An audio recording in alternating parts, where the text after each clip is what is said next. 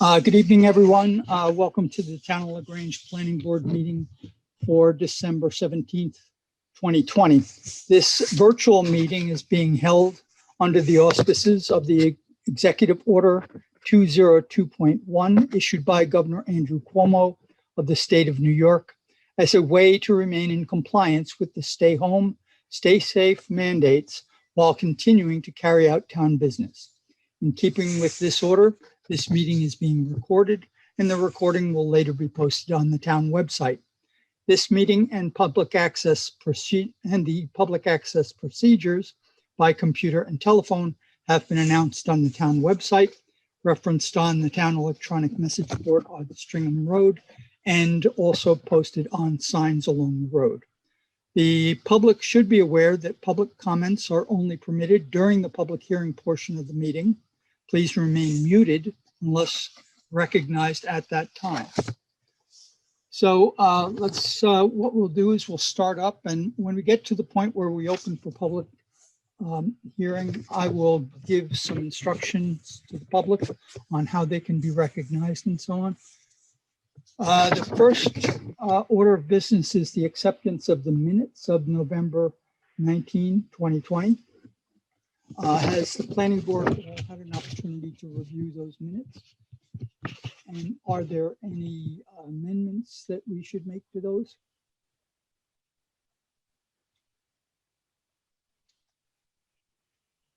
Resounding silence. Doesn't sound like I make a motion to accept the minutes. Seconded. Okay, Mary seconds. All in favor? Aye.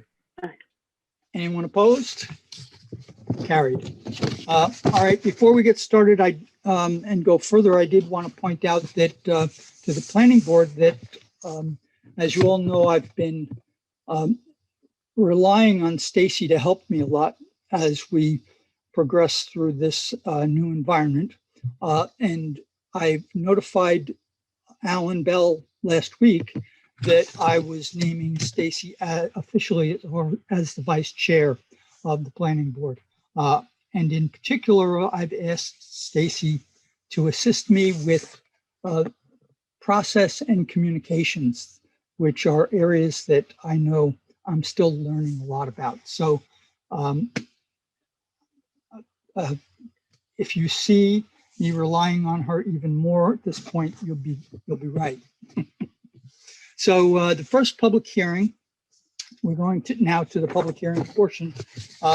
During public hearings, the public can indicate that they would like to speak by using on-screen control, raise hand control. This will allow us to see and recognize you in the order that you raised your hand. When recognized and unmuted, while it is not required, we ask that you state your name and address and make your comment or question. The planning board may require that each commenter's time be limited so that there's time to hear from everyone. The computer, tablet, and smartphone use the on-screen controls to raise your hand. If calling in on a telephone line, you can use the *9 on your keypad to raise your hand. When you've completed your comments, please mute your line again so that the next public commenter can be recognized and we proceed without interruption. Also, please note that the public comments should pertain to the application being considered and are to be directed to the planning board and the applicant, but it's not a dialogue or a discussion between the public and the applicant. The applicant is required to respond to all relevant comments and questions in writing to the satisfaction of the planning board. So having said that boilerplate, I'm ready to get started. The first public hearing is on the Phoenix, and I hope I pronounced this correctly, Yilmaz special use permit. It's a proposed special use permit for an accessory apartment located on Maloney Road containing 3.04 acres. And we are having this public hearing in consideration of granting a special use permit. Is there someone from this application who can give our public a brief description of what they would like to do? I'm the Kelly? applicant. Okay, Okay. Yep. Good evening, everyone. good evening. My name is Terry Phoenix, and I live at 227 Maloney Road. I purchased the home back in 2014. The basement was, or the daylight basement was finished at that time. I've made no additional changes to it. Through the process of dealing with the town, I understand that I'm going through this process to basically to legalize it. So there's, and for the new owners. So that's why it's a dual name on the permit. But no changes have been made structurally to the house. No changes have been made to the number of bedrooms. No changes have been made to anything that impacts water or environmental. So I'm going through this process to make sure that everything is correct with the town. All right, thank you. And I'll also remind the planning board that in the past, when we've gone through these accessory apartment applications, that there's a list of criteria that have to be met. And in your packet, you will find that we have received both for this application and the one which follows, we have extensive detail from the building department by the building inspector, which covers each of the criteria that's required in here. So at this point, I'd like to open this up to the public hearing. Can I have a motion to open the public hearing? So moved. Second. Dennis, Mary second, all in favor? Aye. Aye. Anyone opposed? Carried. All right, so anyone in the public that would like to speak on this particular application?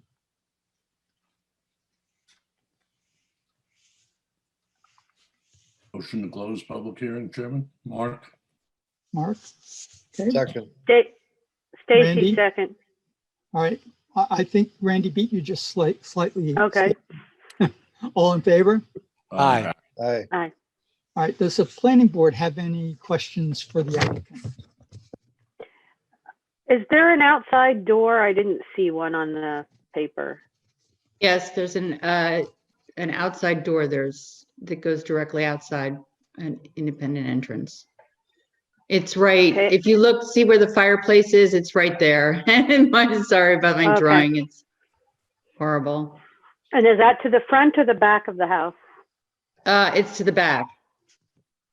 Mark, what do you usually say about accessory apartments? About the signage? Yes. Yes, there needs to be some notification that there is an accessory apartment and where the door is located. Somewhere that's visible when the fire truck comes up the driveway into the property. So Okay, they know that there's two, that people could be living upstairs or downstairs, and that where the downstairs entrance is, like around the back or something to that effect. oh, okay. The way the house is situated, it's left and right, so, okay. Well, if- So if just a there- sign that points to it. Well, the direction the residential door is. Okay, Located. kind of, I'm so sorry, I'm such a neophyte with this, but like a fire escape sign would be a posting like that where it shows the arrow to point where it is. Is that what you're talking about? This would be on the outside of the building or at least on the coming up the driveway. Okay, Near me is a house that has a mailbox that has 180L and 180R to indicate left and right. Sometimes you may have something like front and back or some okay, indication gotcha. like that. Does that sound right, Mark? Correct, yes, Okay. Chairman. Thank you. Thank Also, you. Ms. Phoenix, may I ask you a question, if you don't mind? Sure. Were you the one who finished this basement, or did you? No, it was finished prior to, well, I purchased it back in 2014 and I've done nothing to it other than paint. I think I changed a light fixture. It's structurally, it's the same as it was when I purchased it. Okay, very good. Thank you. All right. Any other questions from the planning board for this applicant? No. All right. Are there any concerns or any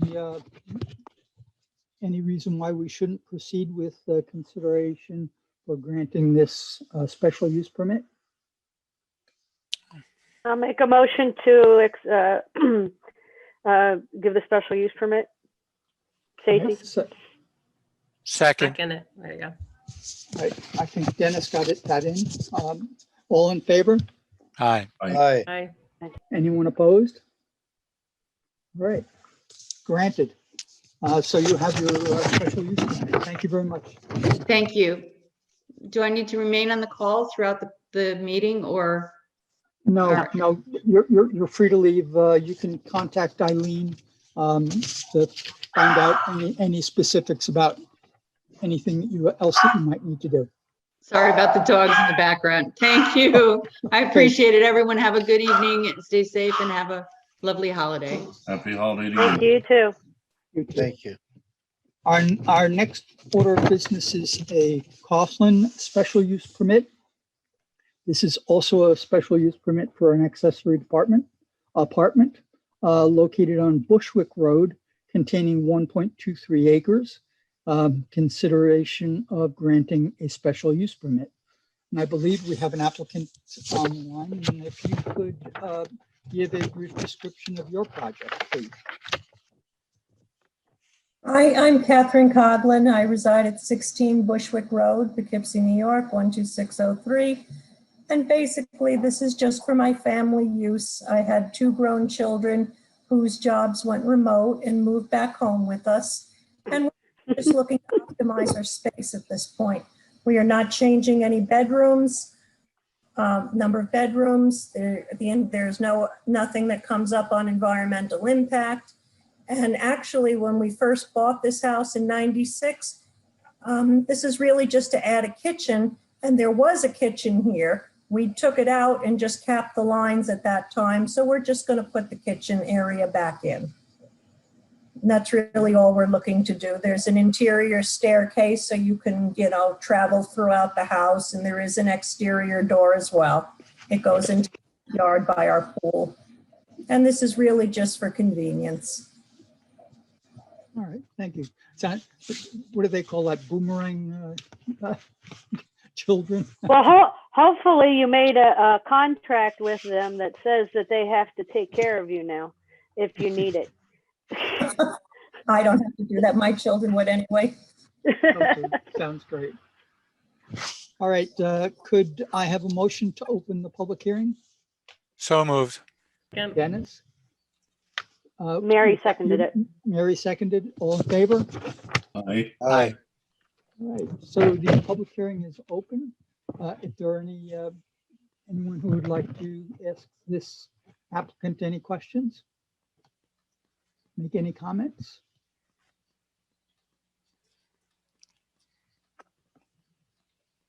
I'll just state what I usually state, Mr. Chairman, to the applicant, that we spoke about on the prior application, that there's some signage posted when you come up the driveway, that there is an accessory apartment. And you said it's in the rear of the house. If that could just be marked, we'd appreciate that. Sure. Thank you. All right, I'll need a motion. I have a question regarding the pool. What kind of pool is it and how close is it to the door? It's an above the ground pool and there's a fence and it's on a deck actually with a locking gate, and there is another fenced area in front of it. I'd say it's at least 40, 50 feet away. Who made that comment, please? Paul, Okay, thank you. So Ms. Coughlin, in the event of an emergency, the first responders will not have to go through the locked gate. There will be an open area that they can get into the door area. Oh, yes, it's not actually locked. It's a self-closing gate on the pool, Okay. which is actually steps up onto a deck. And then there's just a little fenced area for my dog, and that's not locked. Okay, thank you. All right, I think we still need to close this public hearing. Motion to Make a close. motion to close. Second, Stacy. Okay, Dennis first. Stacy seconded. All in favor? Aye. Aye. All right, do we have any other questions for this applicant?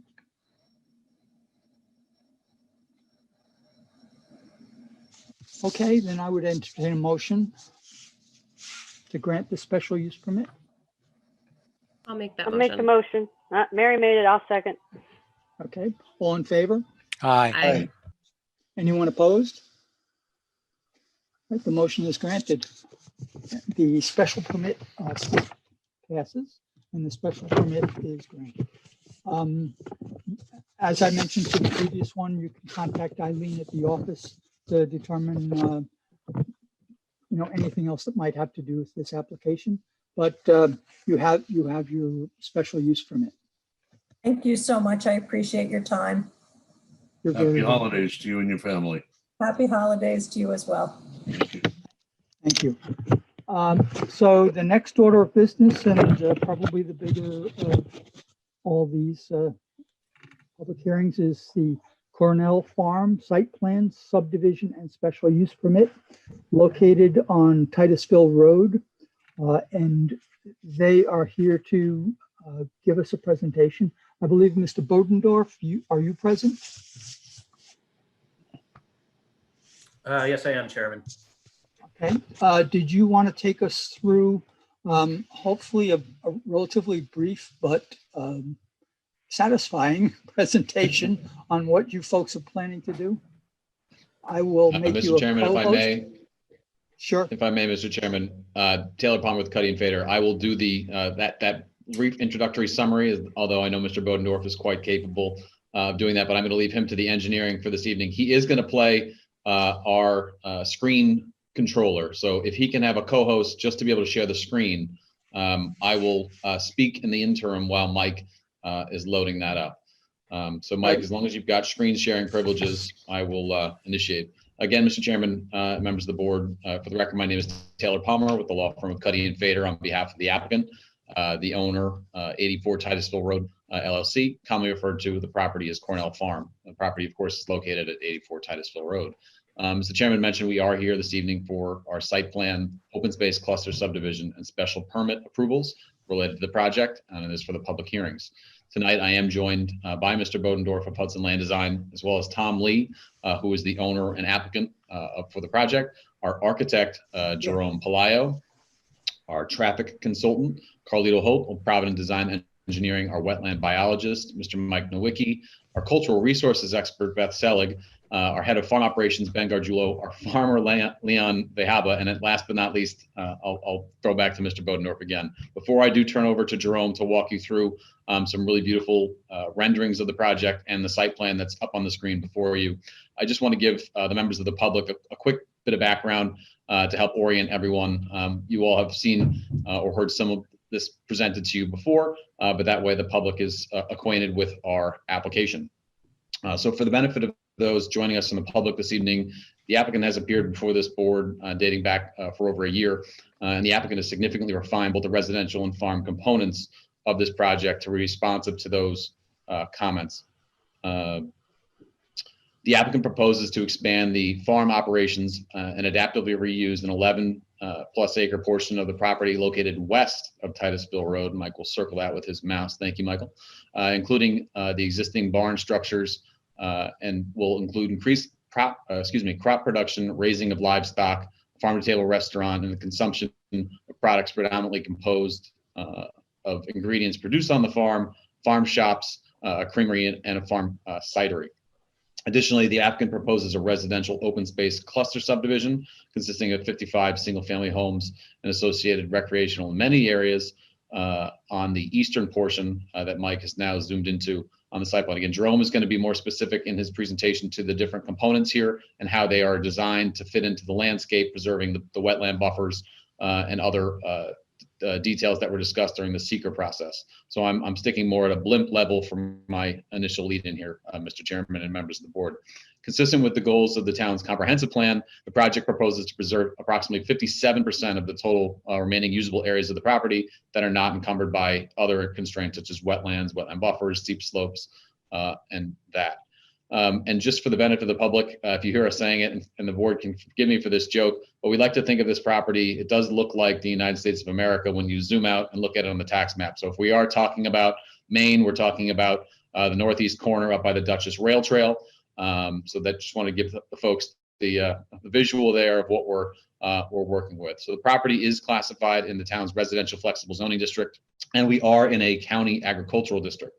The property has extensive frontage on Titusville Road and will be accessed by 2 existing curb cuts on the property. Our traffic consultant will review briefly the details that went into that study and working with the town's consultants, as well as turn lanes that are proposed and an underground underpass, excuse me, I was going to say underground overpass, which wouldn't work out so well.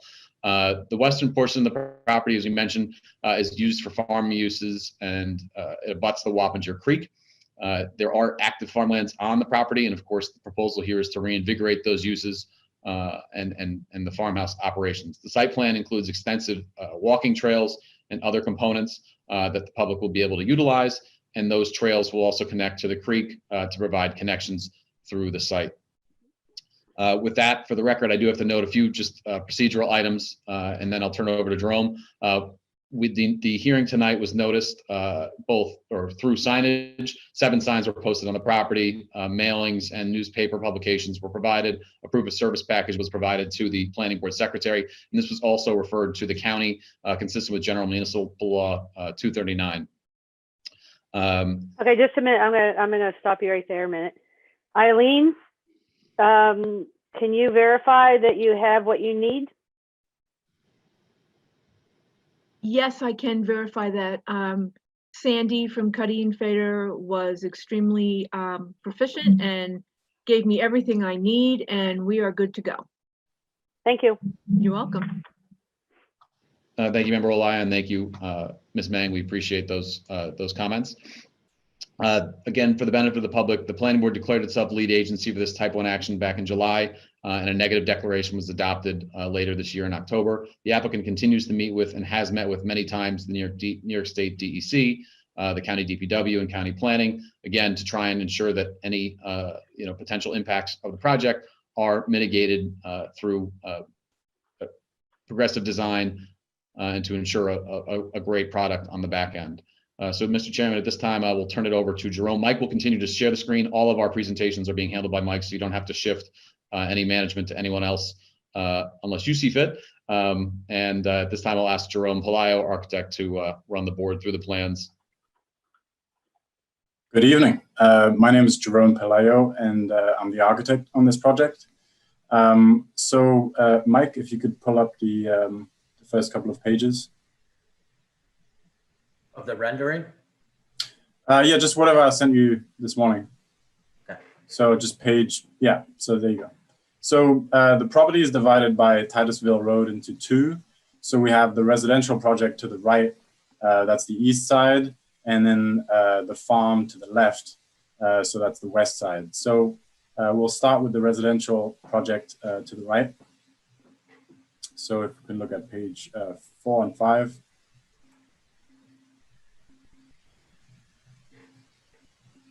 So the 55 homes we're proposing are arranged into 7 clusters. They're labeled areas A through G on the site plan. So if you go to the next page. So our main objective for this project was bringing the homes closer together into clusters. So that creates more interaction between the residents, but it also maximizes the amount of open space. And that open space is what's allowing us to keep almost all the trees on the property, which was really important to us from the very beginning. And with the homes closer together, we decided to also aggregate the parking spaces. So again, that creates more interaction between residents, but it also minimizes the traffic on the secondary roads. So looking at the site plan, there are two types of roads on the site. You have the primary road. That's the road that runs perpendicular to Titusville. That's horizontal on the site plan and goes all the way to the back of the property. And then the secondary roads, which lead to the homes. So essentially, if we can minimize the amount of traffic going to the homes by having cars drive to the common parking areas instead, we're just providing a safer environment near the homes for residents to walk, cycle, and for kids to play. And talking of walkability, you'll also notice a network of pathways and trails throughout the site in light gray. That keeps the people off the main road, and it just creates a more interesting and beautiful experience for the residents when they're getting around the site. And we'll also have bicycle parking throughout. So once residents are actually on site, our goal is for the main means of transportation to be walking and cycling. It just creates a much safer and quieter environment for everybody. So let's take a look at what the project actually looks like on the ground. So if you can go to the next page, please. So our first view is from Titusville Road looking east. So that's the cluster B. Next page, yeah. So that's the, so we have the overhead view just now, and then this is the current view from the street. So the houses in areas A and B are the smallest. They're 2 bedrooms and around 1,500 square feet. You can go to the next page, please. So architecturally, what we wanted to use was familiar roof lines. So in this case, an A-frame shape, and just add some more contemporary elements, which we'll see in the next picture.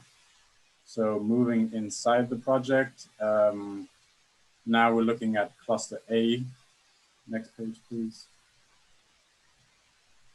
So that's cluster A. Next page, please. To look at what the A-frame actually looks like from the front. So actually in the foreground, you see the edge of the parking area and the common pathway that leads to the several homes. So as you can see, the path will be beautifully landscaped and just create a really nice experience for the residents to walk through on their way home. Moving further into the next page, we'll be showing the homes in clusters C and D.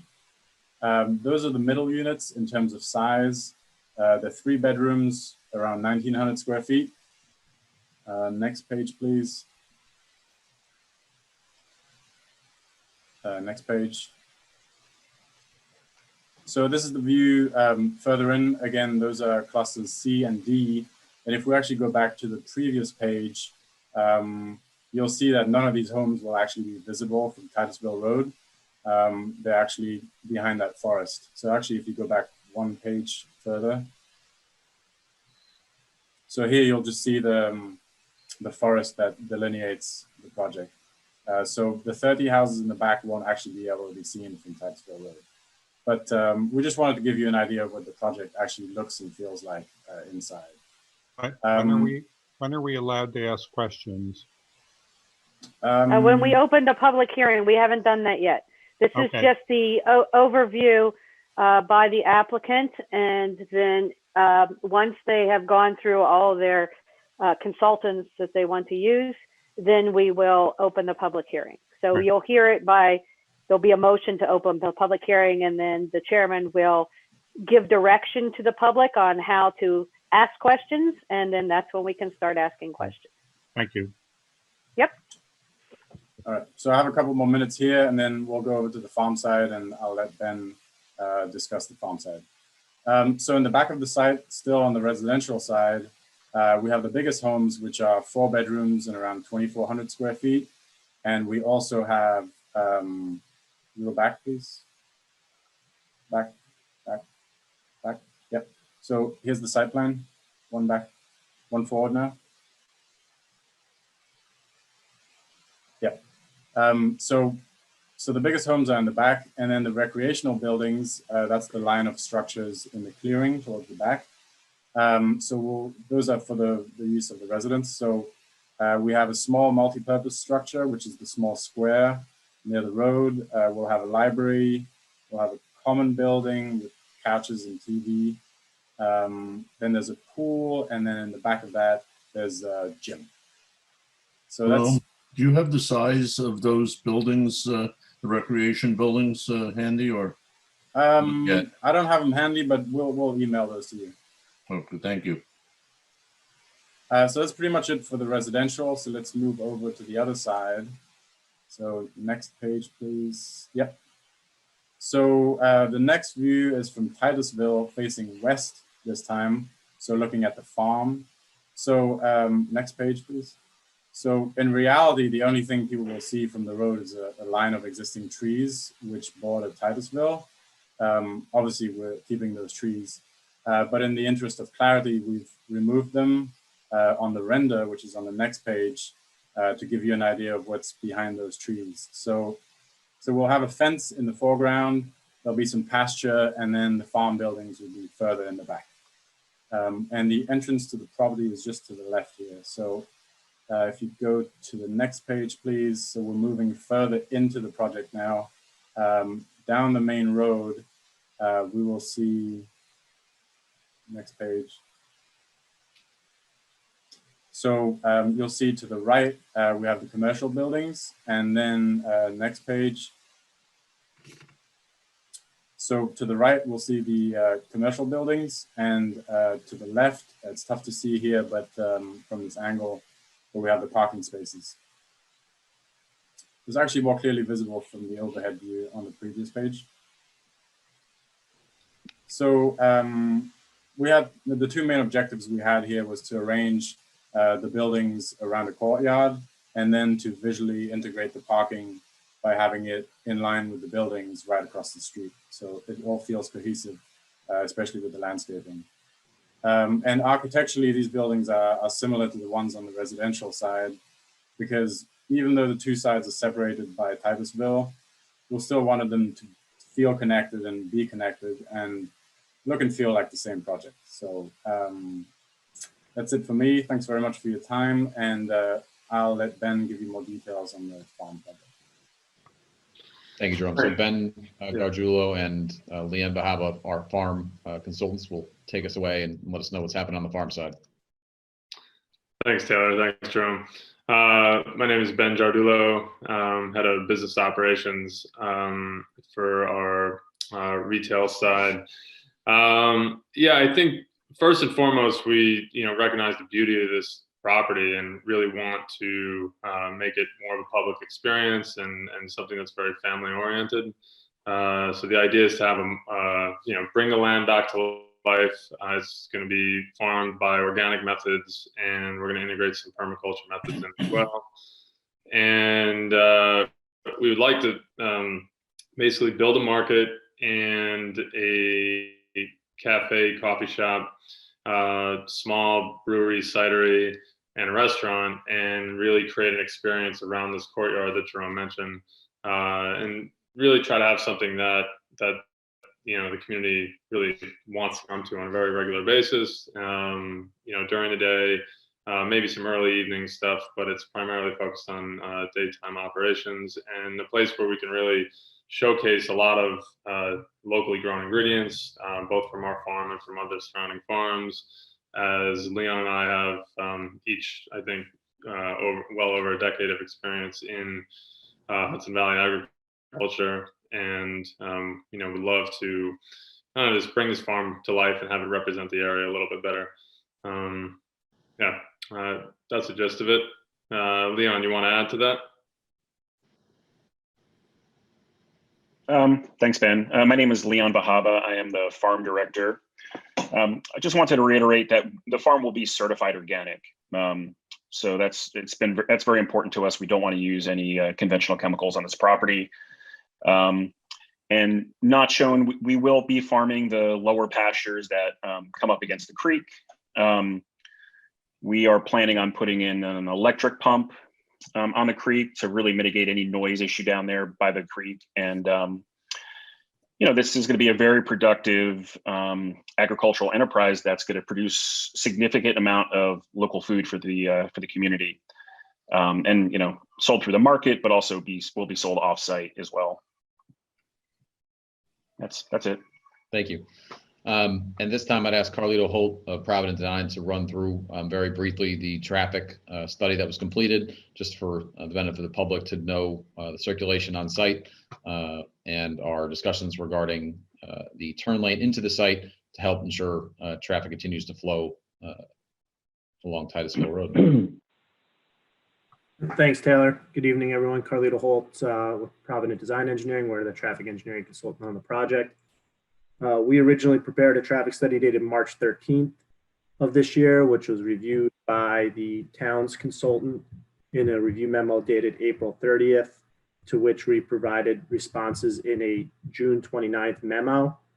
And we ultimately got additional comments from the town's consultant as well as from the planning board, which culminated in a revised traffic impact study dated August 17th of this year, which addressed all the comments received from the planning board as well as the town's consultants.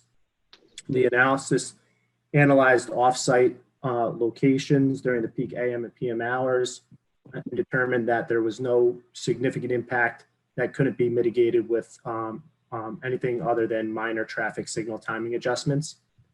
The major improvements are at the site driveway where, as Taylor briefly alluded to, the applicant is proposing to provide left turn lanes into each of the site driveways.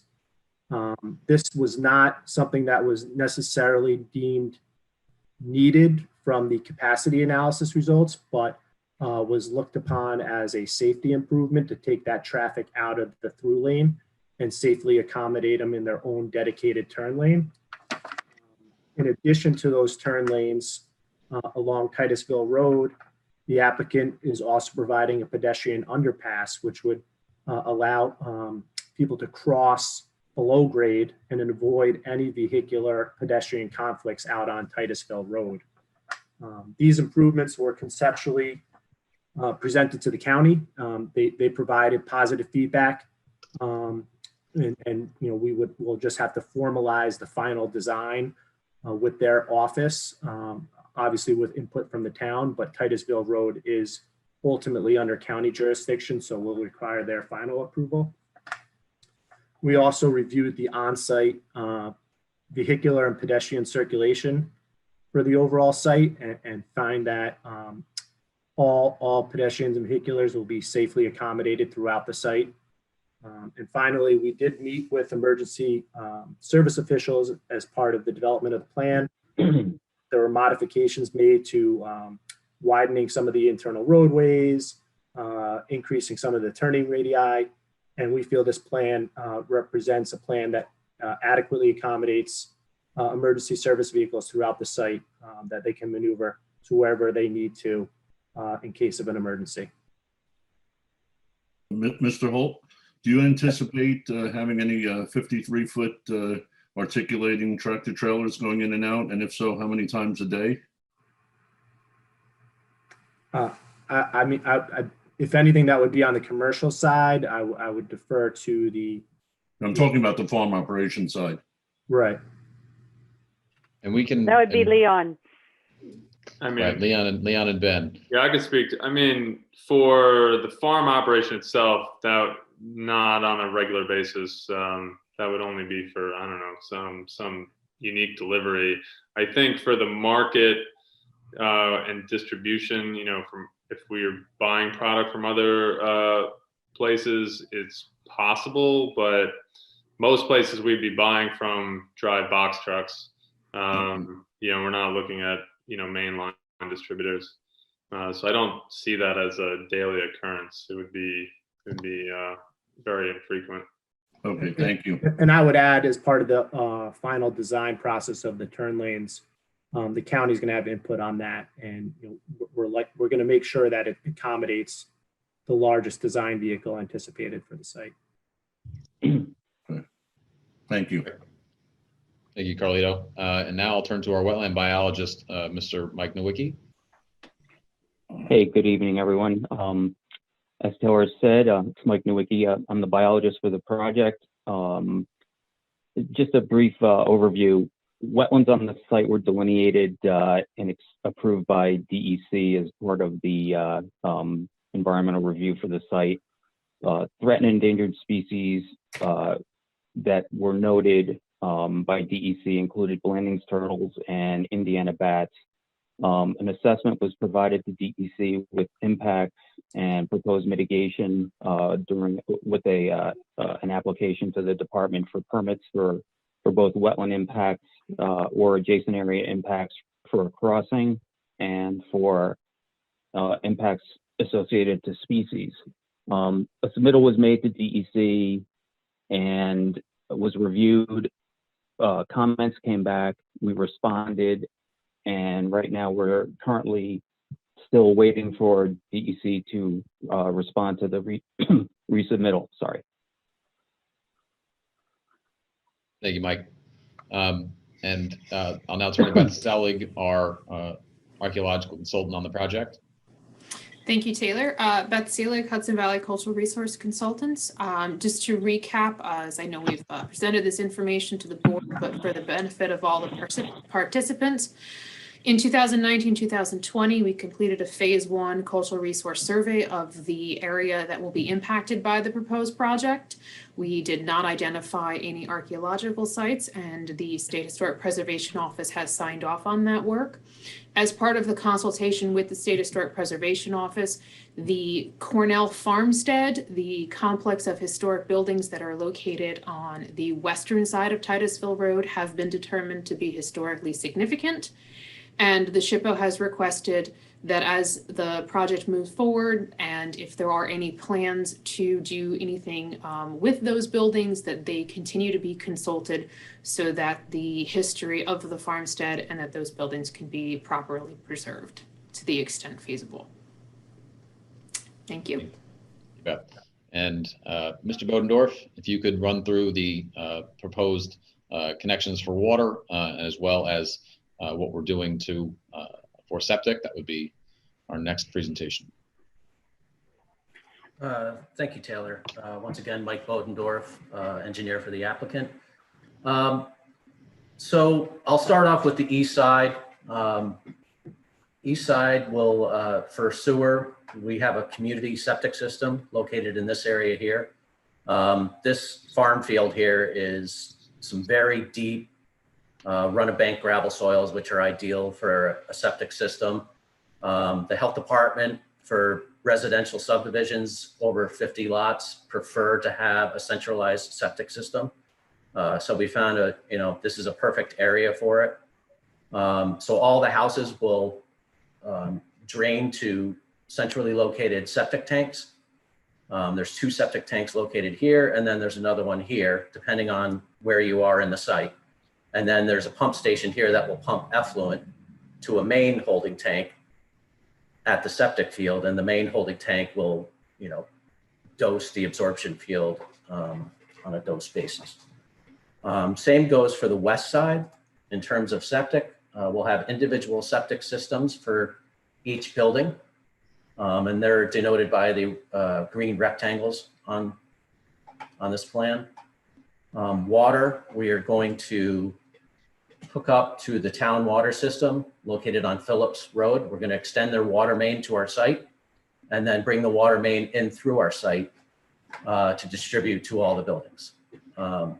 Both the water system will be dedicated to the town or offered for dedication to the town. And then the community system on the east side will be offered to the town to operate. Stormwater, we're providing stormwater treatment through a series of infiltration basins, stormwater ponds, bioretention areas, bioswales, infiltration trenches. All of the larger stormwater facilities are shown in blue, these blue oblong shapes here. Same goes for the west side. Over here, we'll utilize the good sand and gravel soils and infiltrate wherever we can. And we are also looking into a cistern to use for irrigation and reuse.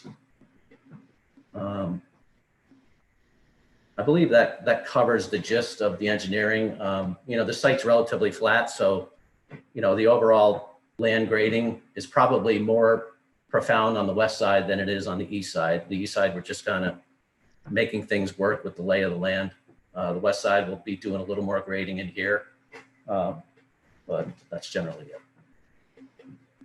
Thank you, Mike. And now I'd ask the owner and applicant, Tom Lee, just to give some color to the design and all the thought that's gone into this site, both residential and commercial.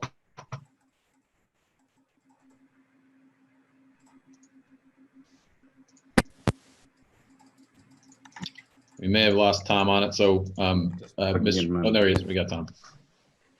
Is it better now? Yes. Yep. No, thanks for taking the time. As you can see, there's a lot of thought and detail to going into this project. My goal is to do, a thoughtful, sustainable development that supports local agricultural farming and some residences that's helped support that. So we've been trying to make this as thoughtful and friendly to the ecosystem and hopefully a positive commercial impact to the region. But appreciate everybody taking the time. And really, it's an iterative process, so we look forward to getting further feedback. Thank you, Tom. And then, Mr. Chairman, that concludes our presentation for the evening. We appreciate the board and the public allowing us to give the background about this project. And we're excited to hear the comments. As Mr. Lee mentioned, we're going to go through and we're certainly looking forward to the dialogue. All right, thank you very much. So before we open the public hearing, I'm going to restate what I had said earlier about the way we organize and carry out this public hearing, just for the benefit of those folks who may not have been on the call initially. During the public hearing, the public can indicate that they would like to speak using the on-screen controls. If you have a computer, a smartphone, or a tablet device, you should be able to indicate that there is an on-screen control called Raise Hand, which you can tap, and that will put you in the queue to ask your question. If you are using a landline, you can use the keypad on your phone to tap in the *9 key, and that will also raise the hand. It will organize you in a queue of people that will be the first through the last. I would also remind folks that depending upon how many people we have asking questions, we may have to limit some of the duration of some of the discussion. And I also remind folks that the purpose of this, except in a very specific and simple type of informational response, it's not about a dialogue between the applicant and the public. We want you to raise your concerns or your comments, and the applicant will be required to respond to those comments to the planning board in writing and to our satisfaction. So we will be representing your interests as we review their answers. So with that, I would ask the planning board to give me a motion to open the public hearing. So moved. Mary? Second. Randy second. Randy second. All in favor? Yeah. Aye. All right. The public hearing is open. It looks like we have a Mr. Jacobs who has raised his hand. You could go ahead and unmute and ask your question or make your comment. Let me just add that if you would like to, you can give us your address also. Thank you. You have to state your name, full name, and then you can give us your address. Hello, this is John Jacobs. Thank you for recognizing me. I live at 122 King Drive. I am adjacent to the property. I guess it would be the upper east south of the proposal. couple of questions that I would like to get answered at some point. The Rothenberg entrance, that's right by our community well. It looks like that piece of property is going to go right through our entranceway. I want to know how that is going to impact our community well. Also, if there was a traffic survey done to find out how that's going to impact the traffic in and out of this complex on Thendera Drive and King Drive, because right now, if we have to leave out King Drive to get onto Titusville Road up by Gold's Gym during high traffic area times, it could take 5 minutes to get out of that road without this added traffic. If we're going to go Richards, then it's going to be also a long time to get out of the road. So I want to know what the impact is going to be to our community. Also, there is the well septic area that's designated, I believe, on the west side. That area over the last 10 years has flooded out drastically. I mean, there's been under 2 feet of water. What happens to that septic area if it goes under 2 feet of water? Will it still be maintained, and will there be any issues? And the last thing is, being on the property that I lived on, I've been contacting the developers and the town to try and get an area cleared out, because we do not have drainage. Water drains onto our property and then drains off into this complex. There are down trees and everything, so it hasn't been maintained. So we would hope to get that maintained so we can get drainage off of our property, because there are times I can't even stand back there. I'm shin deep in water and I have flat property. So I would like to thank you for letting me ask those questions, and I hope to hear from you. Okay, thank you, Mr. Jacob. And Mr. Chairman, if I may, we're not going to respond to I appreciate, we'll certainly respond to all these comments in writing, but I think for the public, we may not have highlighted it appropriately. So I just want to give a quick response to the access that was pointed out on to Rothenberg Road. That is only an emergency access. That is not a access to the site by any means other than for emergency vehicles. So that is not the only access to the site is provided through by Titusville Road. So that is only an emergency access, but we will be sure to respond to the additional comments and that comment in writing. But I think for the benefit of the public to know, access is only provided by Titusville Road.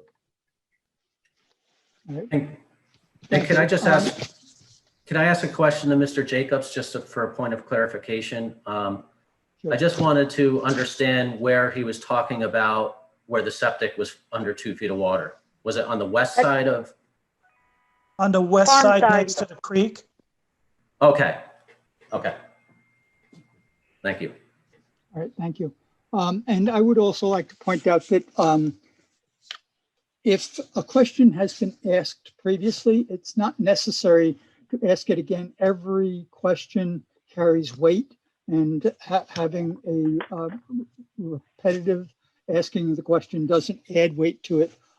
However, if there's an aspect that may have been missed in the original question, you're welcome to ask it again. Just for the sake of timeliness, sometimes these meetings can go on forever with people saying the same thing. So I just appreciate your consideration. Next up, we have Mr. Don Gerlitz. Sorry if I mangled your name. You'll have to go ahead and unmute.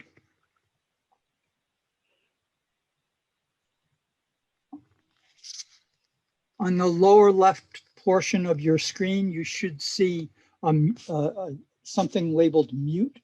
You can press that to unmute. There you go. Yeah, I'm unmuted. So my name is Don Gerlitz. I live at 107 Titusville Road, and I adjoin the farm property for about 400 foot. I would be the second house in on the east side of what the development will be from Titusville. I've submitted a series of questions to the planning board as well as Wanda and Jennifer. I believe you all have those. Yes, we do. Okay, so my biggest concern was, much like the previous gentleman, was the amount of water that currently drains through the farm property and then goes on the back of the Titusville Road houses with a right-of-way. I'm sorry, the Rothenberg houses.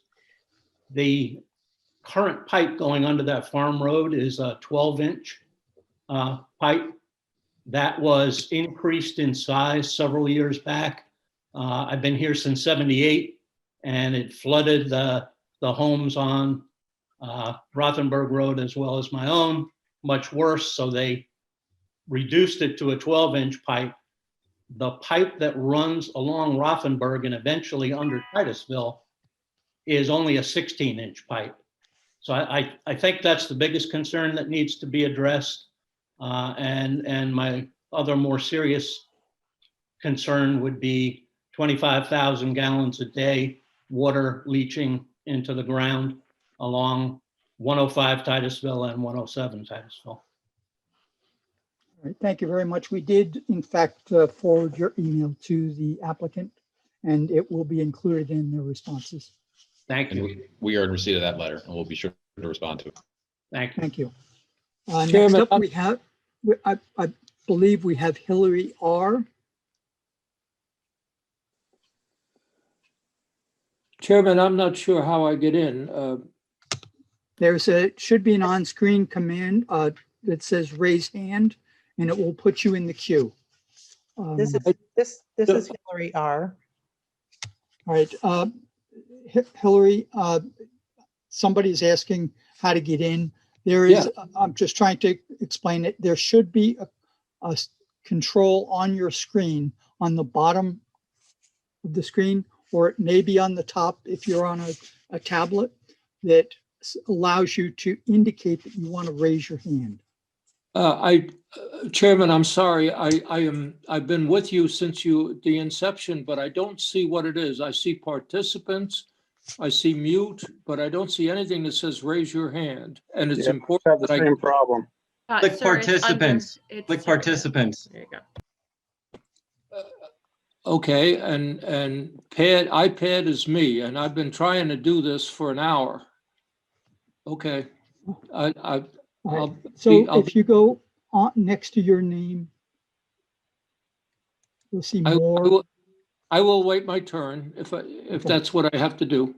All right, I'll keep you in mind. But you have to raise your hand, so we're telling you what to do. So go open your participants on your iPad. Okay, I see that. And then scroll down to where it says iPad, because that's you. Yes. And then there should be a more button, and you push that, and then you can raise your hand from there. I see iPad, mute, rename. I don't see anything other than that.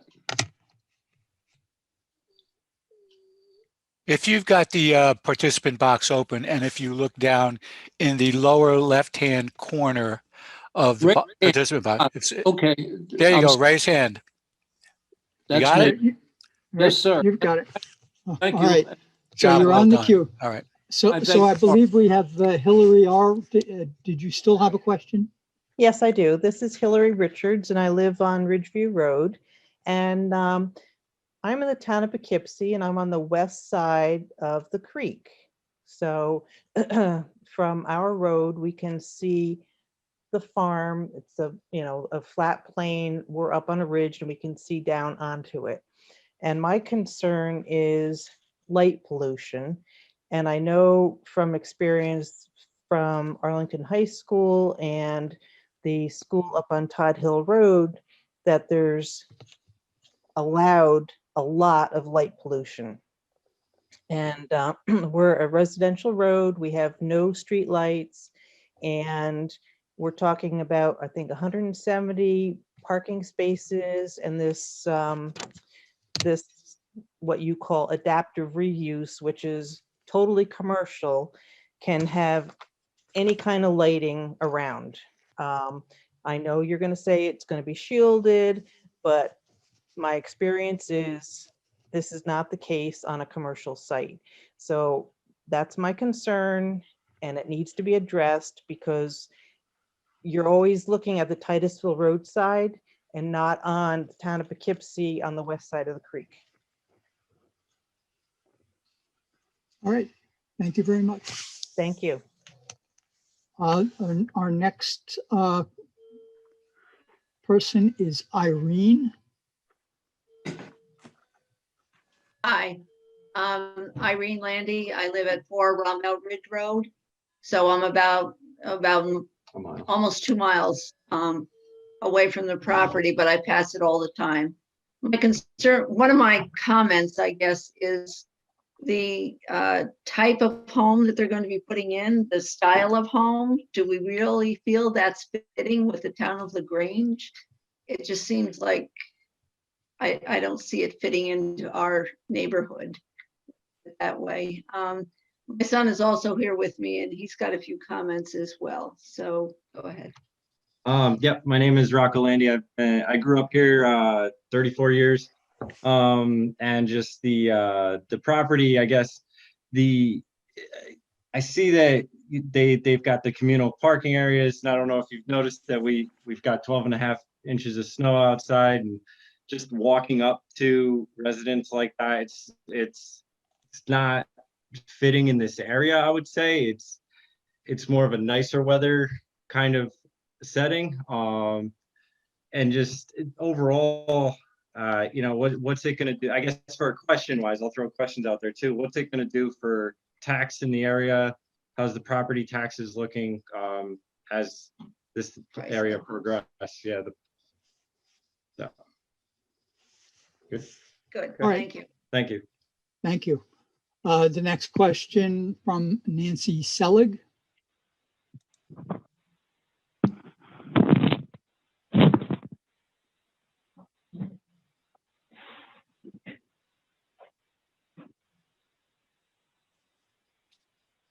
Are you out there? I don't see you on the screen.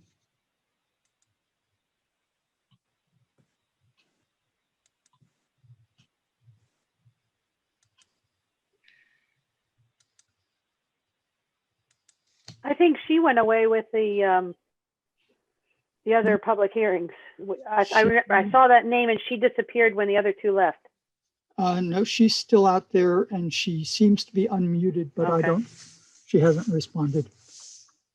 No, she Right, disappeared off my screen. Right, yes. Ms. Selig, if you still would like to make a comment, I'd ask you to raise your hand again. Just for the sake of time, let me move on to the next. We'll get to you as soon as possible. I have a Carl Narvison.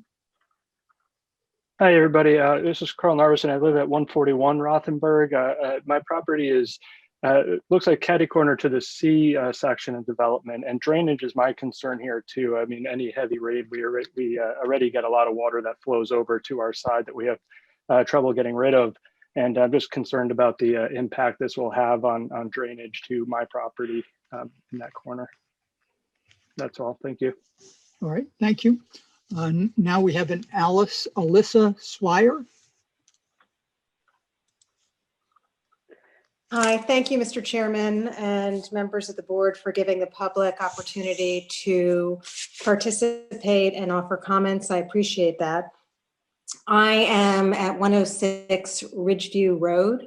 So I am adjacent to the western parcel directly across the stream and overlook that parcel.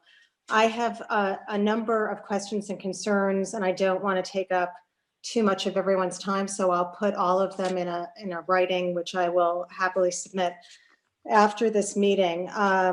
But broadly speaking, I'd like to have a better understanding of the hours of operation, the number of visitors and number of employees. I appreciate the description and goals of the farm operations, but I note that in the water study, there were only 10 farm workers projected, and the number of employees for the other commercial non-farm operations certainly dwarfed the number of actual farm workers, which was surprising given what has been detailed tonight. Lighting, sound, noise, all of that is a concern to me. not just during construction, but the ongoing operations. As a resident directly across the river, I am well aware of how much wildlife there is that goes back and forth, ranging from foxes, deer, coyotes, to waterfowl, hawks, eagles, wild turkeys, and I am concerned about how the light, the noise, and the activity will impact me as a neighbor, as well as the wildlife in the area. I also would like to know whether the potential impact of the water usage on the downstream Superfund site has been or will be considered. And I'd like more information on the planned walking trails. I note that it was stated they will provide access to the creek, and I'd like to know more about that because that is directly adjacent to my property. Terry just left, and she said I was supposed Okay. to call. Thank you very much. Thank you. So I believe now we've gotten to Mr. iPad. Now you're up, sir. I believe he may have just taken a call, Mr. Chairman. Yeah, I saw him walk up and walk out of the screen, actually. So maybe we move him back down Perfect timing. in the queue. Right. Well, We all right. planned So, that, yeah. yeah, I'll move on over to, I'll leave his hand up and we'll move to Dr. Carl. Dr. Okay. Carl. Yeah, can you hear me? Yes, we can. Yeah, Carl Basacco. We've lived 25 years on Titusville Road. I share a number of concerns that other people have said. I won't reiterate them. I think we'll provide something in writing. I guess one of the questions I do have sort of overall is, should this project actually be approved by the town? What kind of time frame is there? I don't think I remember hearing anything about that from the presenters.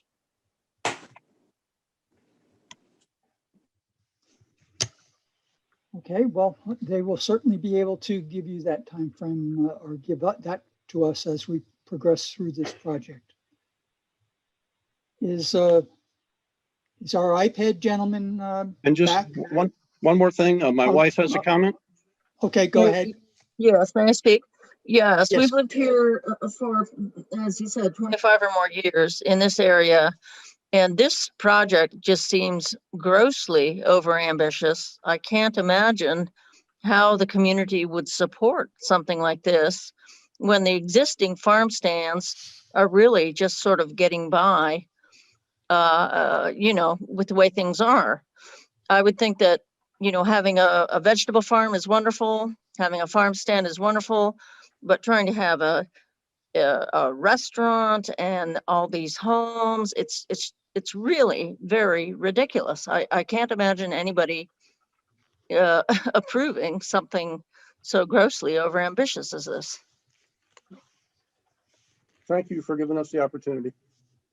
Okay, thank you very much. I believe our iPad gentleman has returned. If you can unmute yourself. My name is Harry Gott. Can you hear me? Yes, I can. Thank you. My name is Harry Gottschall. I live at 145 Rothenberg Road. I directly, the back of my property is the new development.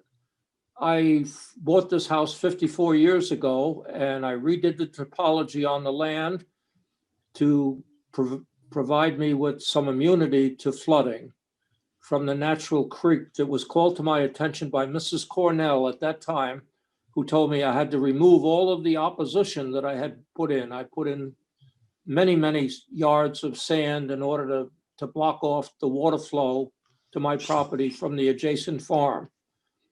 I had to remove it at the request of Mrs. Cornell because she told me it was illegal for me to block a natural stream. So I took it all away, I redid the topology, and every year now, my basement floods from the property that you're talking about developing. I need to know what immunity I'm going to have from furthering that exposure that I have. And Mr. Narveson, who was in earlier and complained about the same drainage, he and I share the property line between us. And I think we are entitled to some consideration.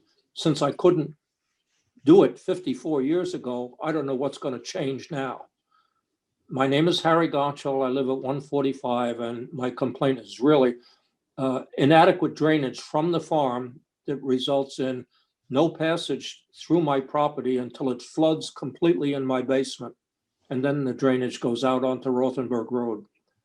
Thank you very much for letting me vent, and I hope I get an answer. All right, thank you very much. The next question is from Amy Cloutier.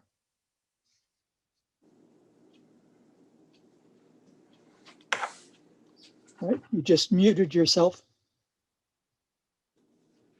Good There you evening. go. I live at 144 Thendera Lane. And my question concerns how much of the current tree buffers in the southeast corner of the property will remain between our backyards and the development?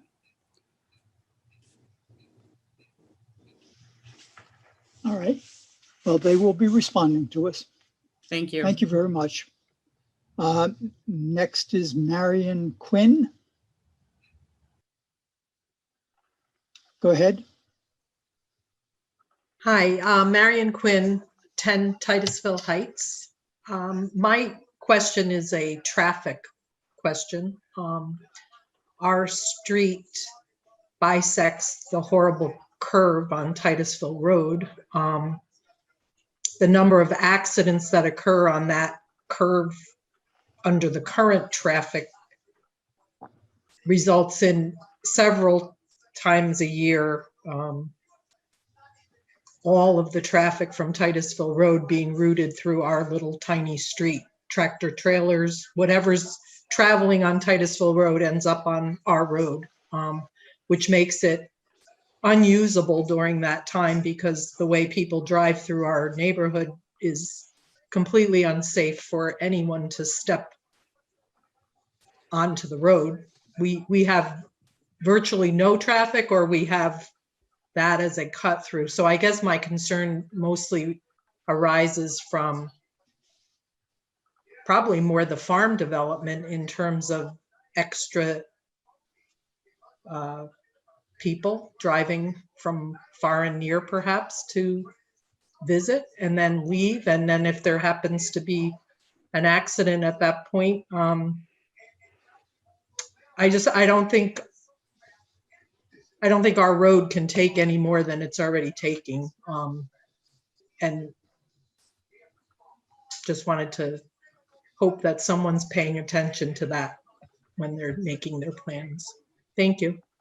All right, thank you. We'll make sure that that's addressed. Next up, we are going to try again with Nancy Selig. Nancy, if you could go ahead and unmute yourself and state your question or concern. Now, can you hear me? We can. Okay, great. It's I don't do Zoom, so but anyhow, I'm on my iPhone and I'm able to talk now. That's all I care about. That sounds good. I live at 102 King Drive, and Cornell Farms is very special to me because I had a horse there, and I knew Mrs. Samus, who was the property owner, and her son and daughter-in-law. I also knew Mrs. Kirby and Mr. Kirby. And this property is very special to me. And I'm glad that the west side will be kept farming. I also know some background because it was passed down to me.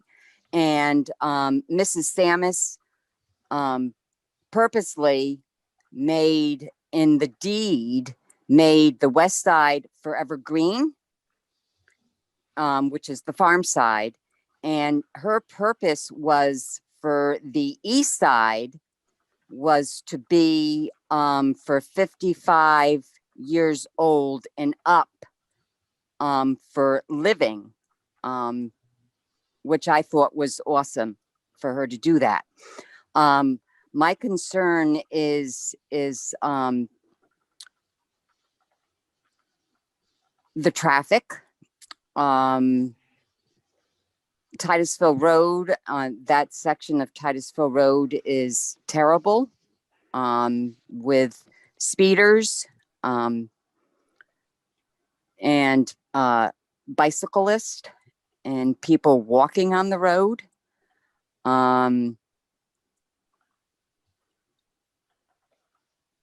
So there's that. Plus, there's also the historical value of that house and the farm buildings and the bunker that's down by the creek that was used for World War II.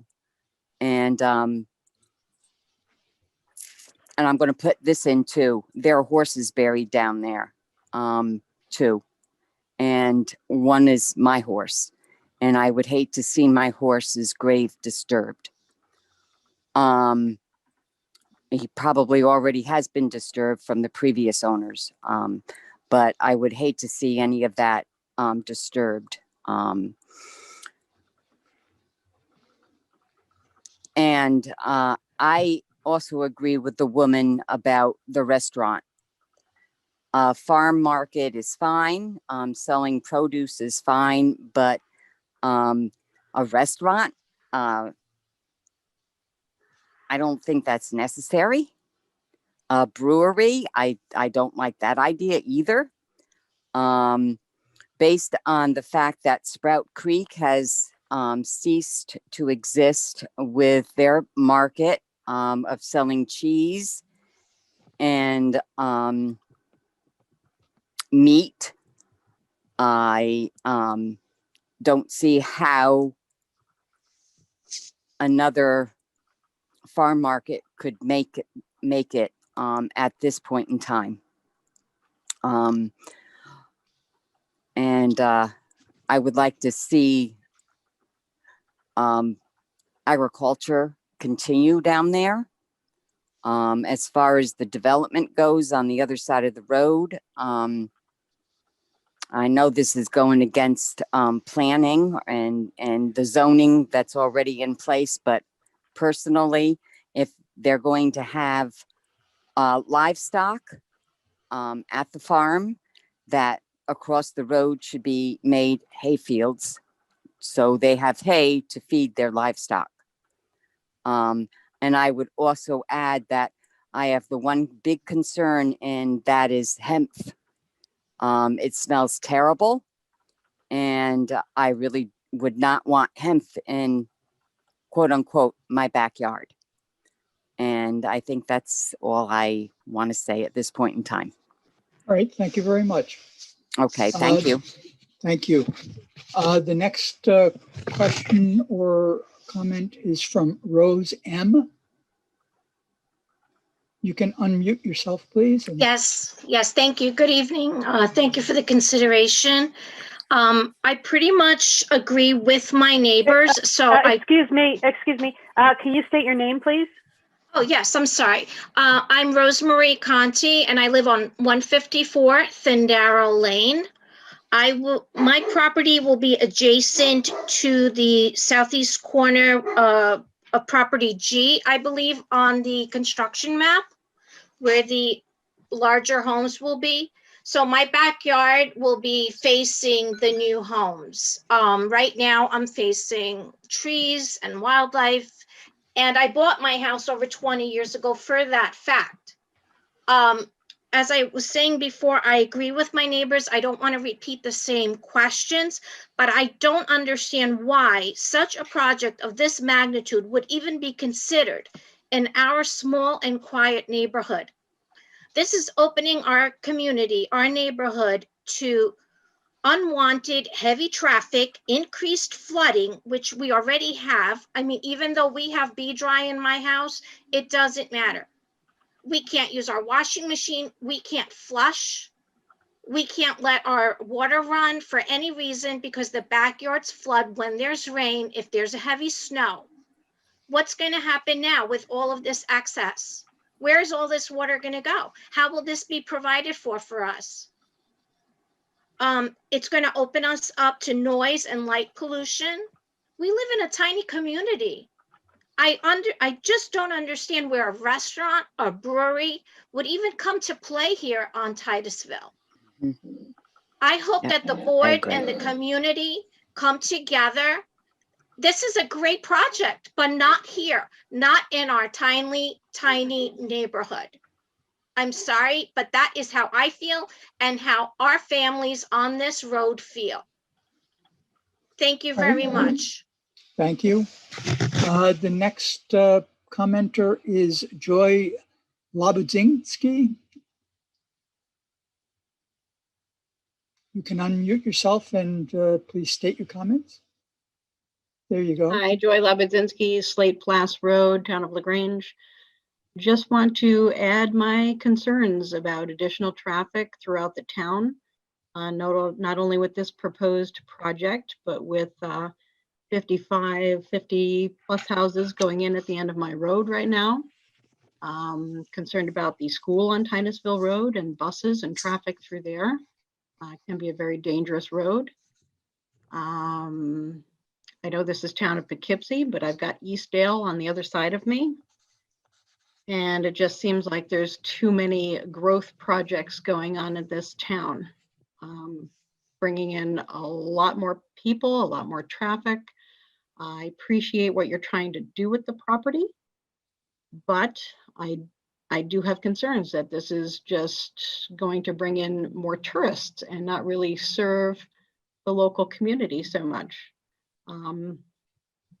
Do have concerns about developing what has been a natural wild area for a long period of time in this town, and those are just some of my general concerns. Thank you very much. Thank you. We have Amy Cloutier again. I think you spoke before, but please go ahead. Yes, I would just like clarification on a comment made by Ms. Selig about the deed restriction on the east side being for homes for 55 years old and up. I'd like to know if anyone has researched that to see if it is a fact and how this is getting around that. Well, that comment has been made, and that will it will be required that they have to answer that. So the planning board will be the ones that follow up and make sure that that is dealt with. Thank you. Thank you. Dr. Carl again, I believe. Right, you'll need to unmute. Okay, I'm sorry. Took me a moment. Actually, this is Dr. Carl's wife, Carolyn, that we live on Titusville Road, and we're very close to the Cornell property. And I agree so much with what the local community has been saying, that this should remain an open, unspoiled land. The fields should be hayed and, you know, the normal carrying on of agriculture. Years ago, there were vegetable farms here on the Cornell property, and that's great if they want to pursue things like that. The points about the wildlife that is here that would be tremendously disturbed, I think are very valuable as well. There is not the sort of community here to support what these people are dreaming.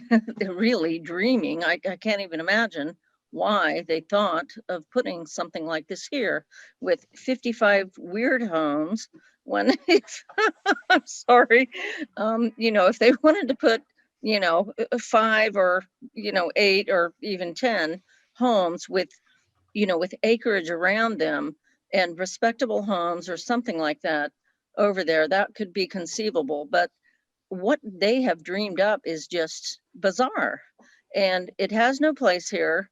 It will cause traffic problems. It will cause ecological problems. And it just is not conceivable for this area. And so I thank you for taking the time. time to listen right. to me. Thank you. And again, I repeat, all comments and concerns are required to be responded in writing to the planning board. I don't see any more hands raised. Is there anyone else? Yes. Right. My name's John Daly. I'm at 155 Rothenberg, and my property is right in between the proposed closed access road in our community water station. And I guess all the houses on Rothenberg and on Thundera, this is almost the first I've heard of this. It does seem too concentrated. I like the last comments. Yeah, a few houses out there would be fine, but we do have a drainage problem, which has been talked about. I get flooding also. I think it's too concentrated an area. And I listened to what the person said about the septic systems, and I think we don't have community sewage here, sewage treatment. Everybody has their own septic tank, so that would be another problem. But I would actually like something in writing also, 155 Rothenberg, to see the whole idea. I don't have as much of a problem on the west side. It might actually be nice to have a place to walk to go to eat. But it would still be the same drainage problem. So thank you. All right, thank you very much. Again, the responses in writing will be coming to the planning board. Once we receive them, they would be available at the town hall for the public to see and to access.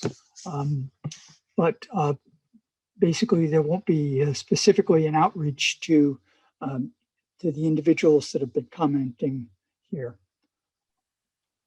Chris, Right, may I ask a question? Dennis, is that you? Yeah, that's me. Dennis, should we do our questions at the end, Dennis? Like we normally do? Sure, okay, Yep. sure. Yeah, I'd like to make sure that. Okay, yeah. Yep. Is there anybody else from the public that would like to bring anything up? Yeah, briefly, I live at 154th and Dara Lane. My name is William. How will we be able to get access to these written, or rather to this written response to the board? The response comes to the planning office and will be provided to the planning board. And you can contact the planning office down in the town hall and request. Okay, thank you. Yeah, I think everyone that lives in this neighborhood should do that and request that access. Just right. If you're all out there listening. Is this, so were you William Vrokopoulos? Verhopoulos. I'm sorry, I have a difficult last name and people mangle mine as well. I apologize. No worries. I believe we have a Howard Poole that has his hand raised. Yes, this is Howard Poole. I live in the town of Poughkeepsie at 116 Ridgeview Road, on the western side of the Wappingers Creek, looking directly at the property. And one of the questions I have is, a lot of my concerns have already been addressed, so I won't rehash those. But I do have a question about how the town of LaGrange, if there's any sort of coordination with the town of Poughkeepsie for properties that abut between the towns and the concerns of people that live along the border and not so, maybe not adjacent to the Wappingers Creek, but impacts to people that live in like Greenville Park or other areas that could be impacted by any changes to the flow or any things happening in the creek as far as pumping systems and things like that, and noise pollution and trails, public trails with people walking along the trails. What time will they be walking? Is there lighting along those trails? Are those trails only allowed to be accessed during the day? Questions like that. But my main question is there coordination between like the town of LaGrange and the town of Poughkeepsie for projects such as this that impacts people in both towns? Well, since that's a question really for the town, typically there's some of what you're asking is addressed in traffic studies that are done by the applicants, but unless there's it's immediately adjacent, the different towns don't necessarily coordinate at all. And if I may, Mr. Chairman, the general municipal law does have, sorry, Stacy, go ahead. Yeah, I believe as part of the seeker law, we have to notify the bordering, if there is a bordering town, we have to notify them through that. Mr. Chairman. Yes, sorry, go ahead. Mr. Chairman, on December 7th, I did send a 239 NN to the town of Poughkeepsie town clerk, where they were notified that this public hearing would take place and the content and the substance of what was going on, and that they were invited to attend, participate, and or send in written comment. So that was done, and it was required to be done 10 days prior, and I did that. All right, thank you very much. Chairman? Hey, thank you. I just also want to add that all properties that are within 500 feet of the boundary have to be, whether they're on a county road or not, have to be referred to the county planning board, which we've done. And as does the comprehensive plan when it is undergoing revision, which was also done back in 2004 2005 when our plan was updated. Right. And I will also point out that I am aware that the notifications that go to adjacent property owners is not just property owners that are in the same municipality. I happen to be a property owner who borders the Eastdale project that was referenced earlier, and I'm in LaGrange. So I did get notifications of public comment from that. So to the extent that that's it. We have hopefully a new comment from Rosemary again. You'll have to unmute. Hi, everyone. I'm sorry. I forgot to ask. Between reviewing all the information and investigating this whole process, how long will it take for the town to then vote on it? What's the time frame we're looking at? Well, I can answer that question very quickly. We don't know. So basically, we're going to go back and forth. They're going to answer the comments. We're going to have comments. We're going to keep going back and forth until there is something that is workable between the town and the applicant. And that can take any time from a couple months to a couple years. As you know, many sites, many projects have come in on this site and have not stayed around. So we have to just, work it out and see if it can be done. Right.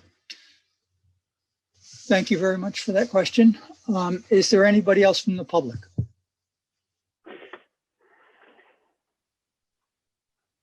All right, then could I have I move to close the public hearing then, Mr. Chairman. Thank you for reading my mind, Dennis. Yep. And I would second that, Stacy, with the addition to allow written comments to come in for, we usually set a date for that. So what, a week out? Let's make it the Friday of next week. Okay. So that would be 28th? No. No, 25th. That's Christmas, right? Right. So maybe we should wait, allow until the day after. How about we say the Christmas weekend. 28th? Yeah, how about the 28th, which is the Monday after? All right. That's good. All right. All in favor of closing the public hearing? Aye. Aye. Aye. Anyone opposed? So the public hearing on the matter of the Cornell Farm site plan subdivision and special use permit is now closed, and we'll go off and move to the next step in this process.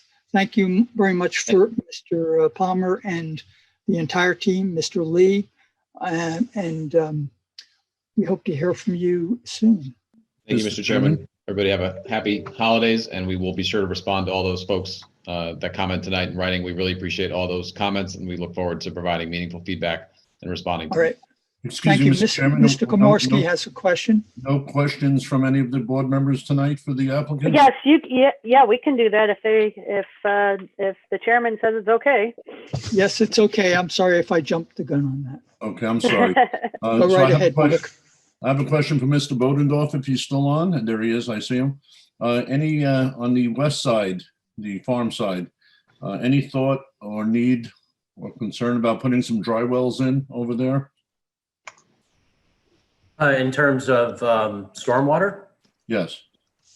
Yeah, well, we're proposing infiltration in all of our stormwater facilities over there, with the exception of the facility that we want to use for reuse of the water. We're going to harness some of that water in that pond. And the big challenge in that area with all the sand and gravel soils over there is actually holding the water. We're going to have to probably line a portion of it or maybe put some underground tanks. We could use dry wells. I like to do surface infiltration basins, surface infiltration trenches and so forth. They're much easier to maintain, and you can actually, you could see if they're actually failing at any point or having any issues. Okay, So same thing with the east side as well? Yeah, we're utilizing the good soils where we have them. In areas where soils that, aren't so infiltrative, like a sand and gravel, we might be doing a bioretention area with an under drain system. So it depends on where you are on the site as to the type of stormwater management we're doing. Okay, and who's going to monitor that, for instance, on the east side where all the residents and neighboring residents had flooding to see if it fails, and will you maintain or do something different in the future if it does fail? Well, yeah, we'll certainly, we're going to look into the neighboring concerns with flooding. As far as once it's in operation, the HOA will, and I believe that the town will take over. Drainage easement. Yeah, they'll maintain. They'll have the right to come in and maintain the stormwater facilities if the HOA fails to do so. Okay, thank you. I just had a comment. Some of the things that were mentioned in the initial presentation, I don't remember hearing before. So I would like, and that's mainly from the architect. So I would like a written narrative and description, because I know that a couple of the planning board members were asking you, what about the square footage of this and the square footage of that? And so I would just like a narrative about all those things, about section A and B, about C and D, and along with some supporting pictures and details and stuff. So if you could do that. We'll put into a formal submission those renderings that you saw this evening and the updated site plan sets, so that the village or the town's consultant can have a chance to look at it as well at CPL to be able to review those site plans. Right. But we'll address specifics as well. Yeah, but with a little narrative, exactly like you had tonight, like the bedroom size, Yep. the square footage, the size of the buildings, and what's given to the community in the recreational buildings, that kind of stuff. No problem. Mr. Chairman, I have a question, if I may, also. Go right ahead, Dennis. Yeah, this is from Michael Bodendorf. When you were describing the area with the septic tanks, you said you were going to be offering the town a couple of pieces of equipment. Did I understand that correctly?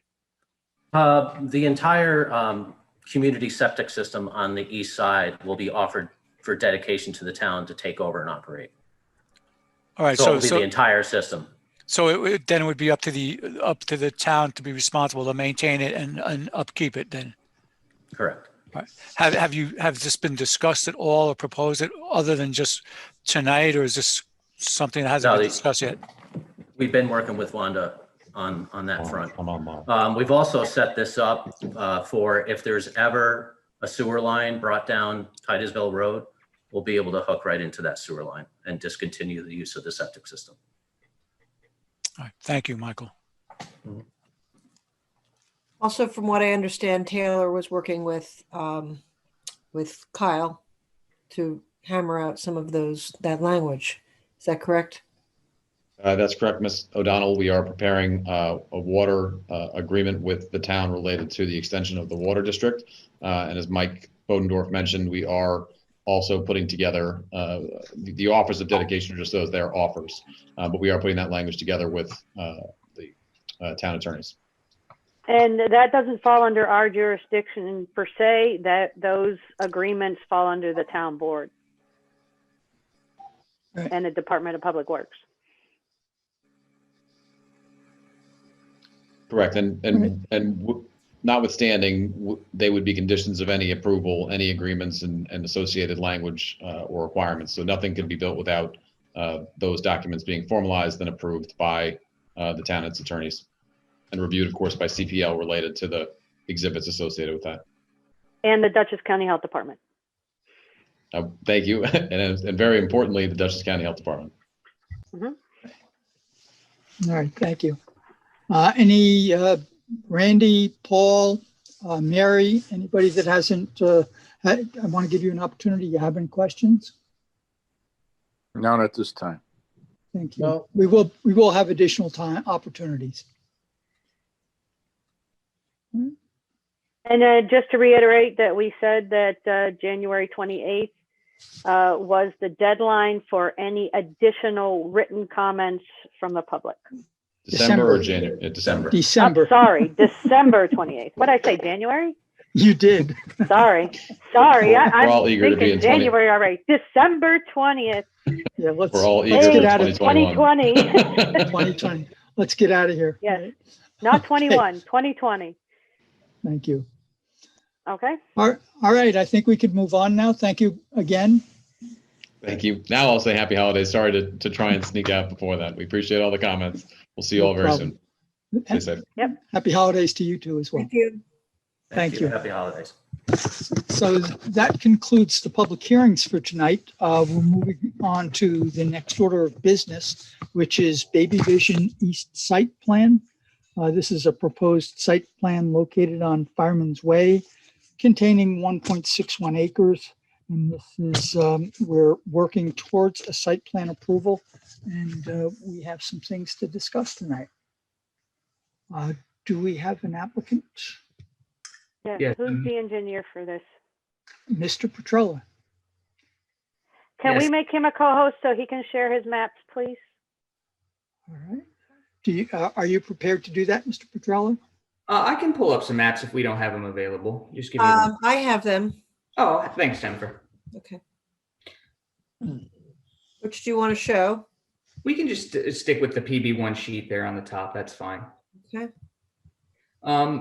There's really not a lot to discuss at this point in the project. I think we've addressed most of the concerns. There are a couple of minor outstanding items that we're hoping that can be conditions of an approval tonight. The one I do want to touch on a little bit that we've discussed and Mr. Bollner has kind of pointed out is the trees that you see located on the left-hand side against Fireman's Way. I know that as Mr. Bollner's pointed out, the town code is asking for those trees to be at 35 feet on center. They're typically and in the code as well, that's a 4-inch caliper tree at 35 feet on center. We have, 12, 14-inch size trees, full-grown mature trees, and they exceed the 35, but they're at 45, almost, some are at closer to 50 feet apart. So they're pretty much right there. And I hate to have to add in smaller trees along the streetscape. So Jennifer, instead of zooming in, can you zoom out, please? Yeah.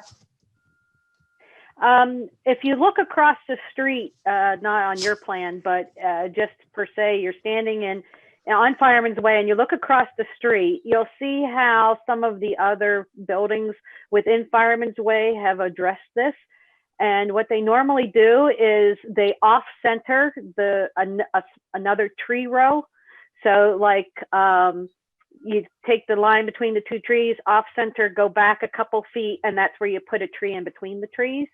And then eventually when those mature, the other ones will probably be dying out anyway. So that takes care of all that. Plus it looks nice because now you've got continuity within the site. To that point, I actually kind of took a look down Fireman's Way, and directly across from us, there isn't very many trees at all.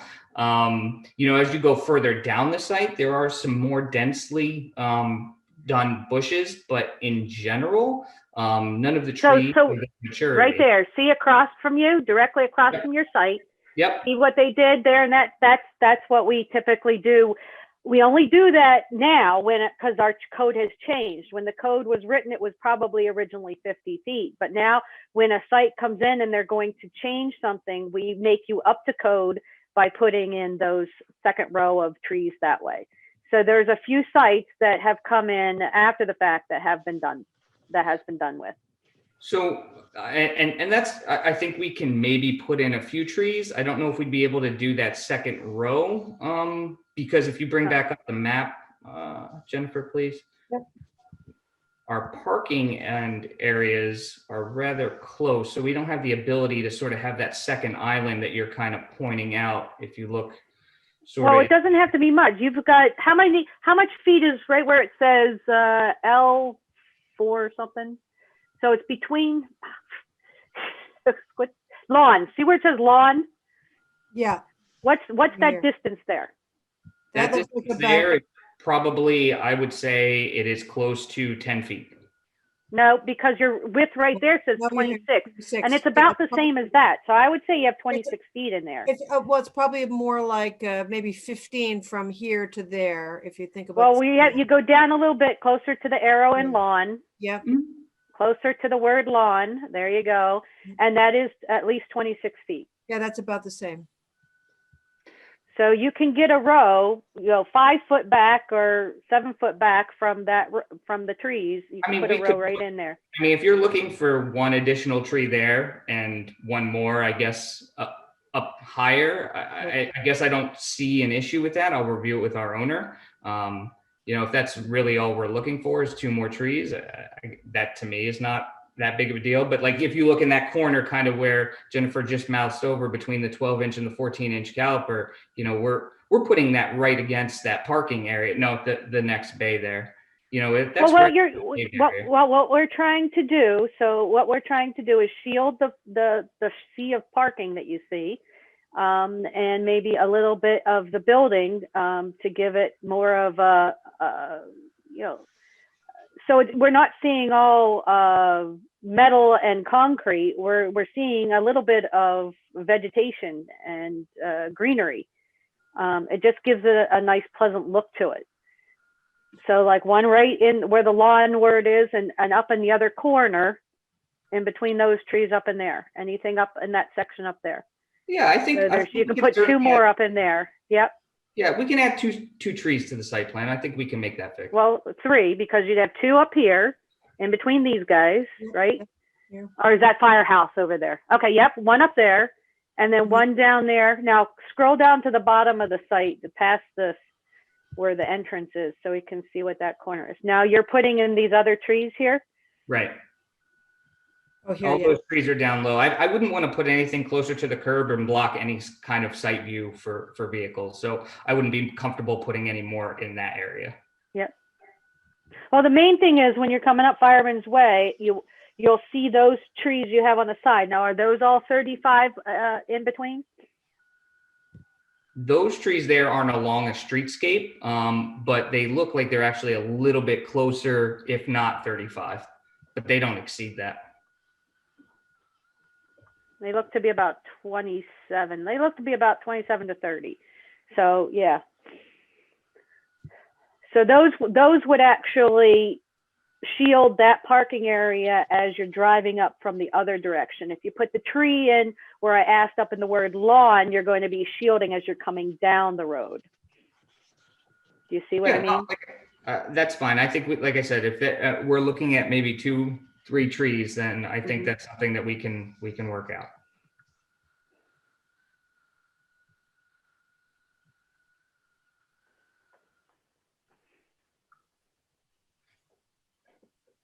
Was there any additional concerns regarding the other comments that were in the letter? Okay, so I didn't know you weren't putting in curbs. So you're not putting in any curbs at all? There is curbing being installed. You can see it coming in from the curb cut. That's all new curbing along the parking areas, and then across back to the loading bay area as well. So all the paved areas will be receiving curbing. There are some drop curbs, so that because we have a new access easement back for the sprinkler building, so there was a request that we drop curb so that it was easy to access it. So Greg, what was your comment about the curbs? That it should be dropped. Unmute yourself. Greg, you're muted.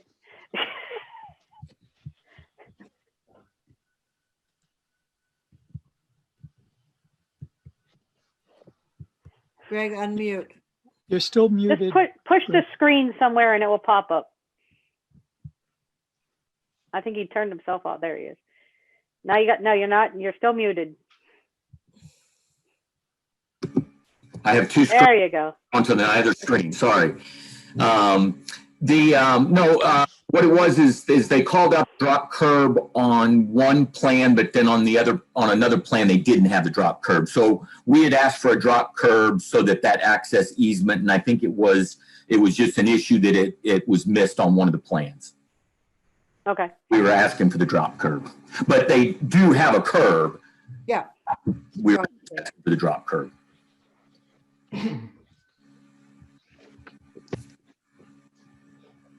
And the SWIP stuff is all done?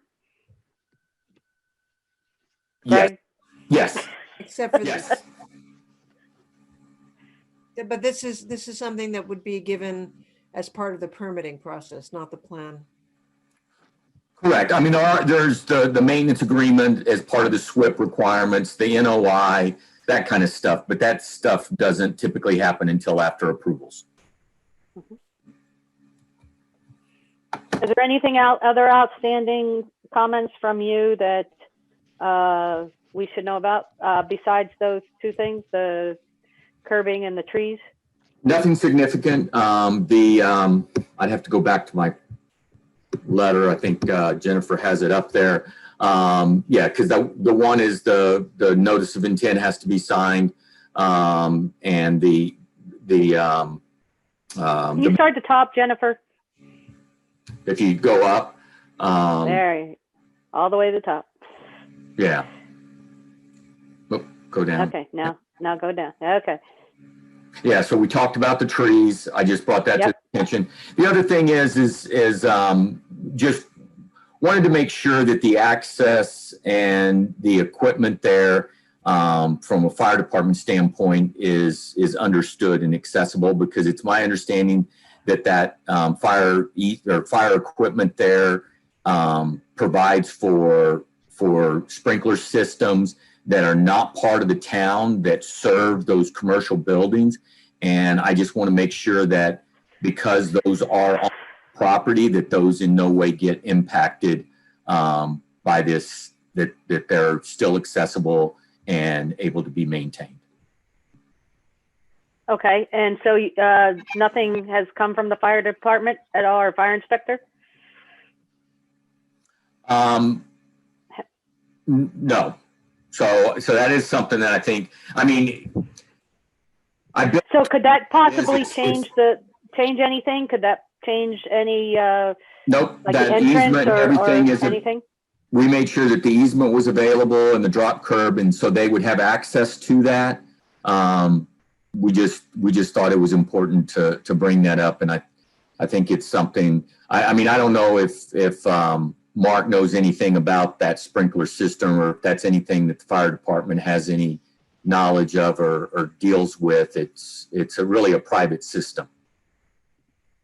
And easement is being provided, so there shouldn't be an issue with it being able to be maintained. It's my understanding, Greg, they're putting in a wet system. So if it was a dry system, we would have to be involved. But if they have a wet system, they maintain that. Right. Okay. And it is a wet system, confirmed, correct? That's correct. So therefore, we're okay. We just need to know about that 20-foot access, make sure it's there for the trucks to get in and out and maneuver. So is that 20-foot easement on the map? Yes. Okay. And it's not really for access to the trucks. I don't think trucks would actually access that area. There is a hydrant back there, but I think realistically, it's a very bizarre. Yeah, it's actually just really a storage tank and pump. Right.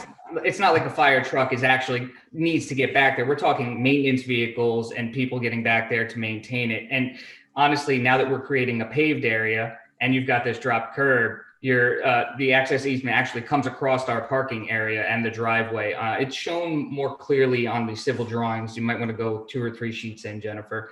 But it goes across the pave area, whereas now there is no access besides the neighboring properties paved area to that building. The building is also, if you've been to the site, surrounded by trees and very well screened.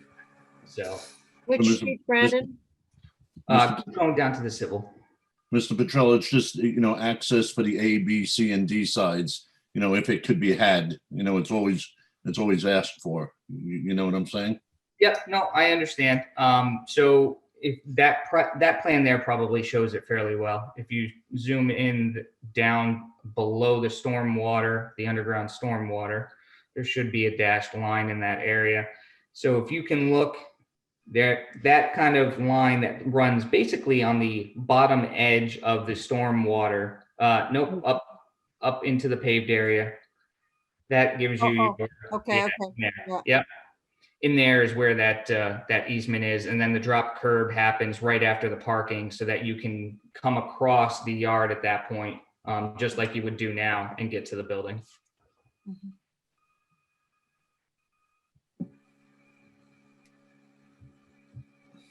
And I don't actually see the easement lines on this plan either, now that I'm looking at it, Jennifer. So it may be on the next one. And do you have a Board of Health approval for the septic holding tank? I believe we have conceptual approval for the holding tank as a temporary action. And that is one of the conditions, is that we have final approval from them. Yep. Here's the easement. There it is. Thank you. So do you have a letter from them of the conceptual approval? I believe they've been in talks with Wanda, and I think that she has gotten that conceptual approval. I don't know if it's been a verbal or a written approval at this point.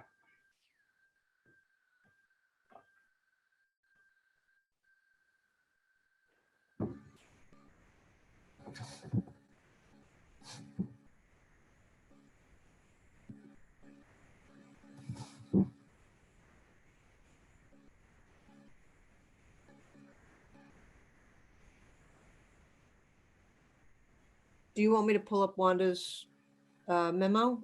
You have it in your packets. Yep, it's page 34.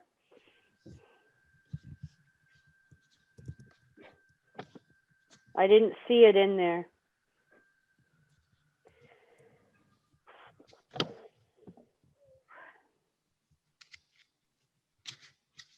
Yeah, if you go to that first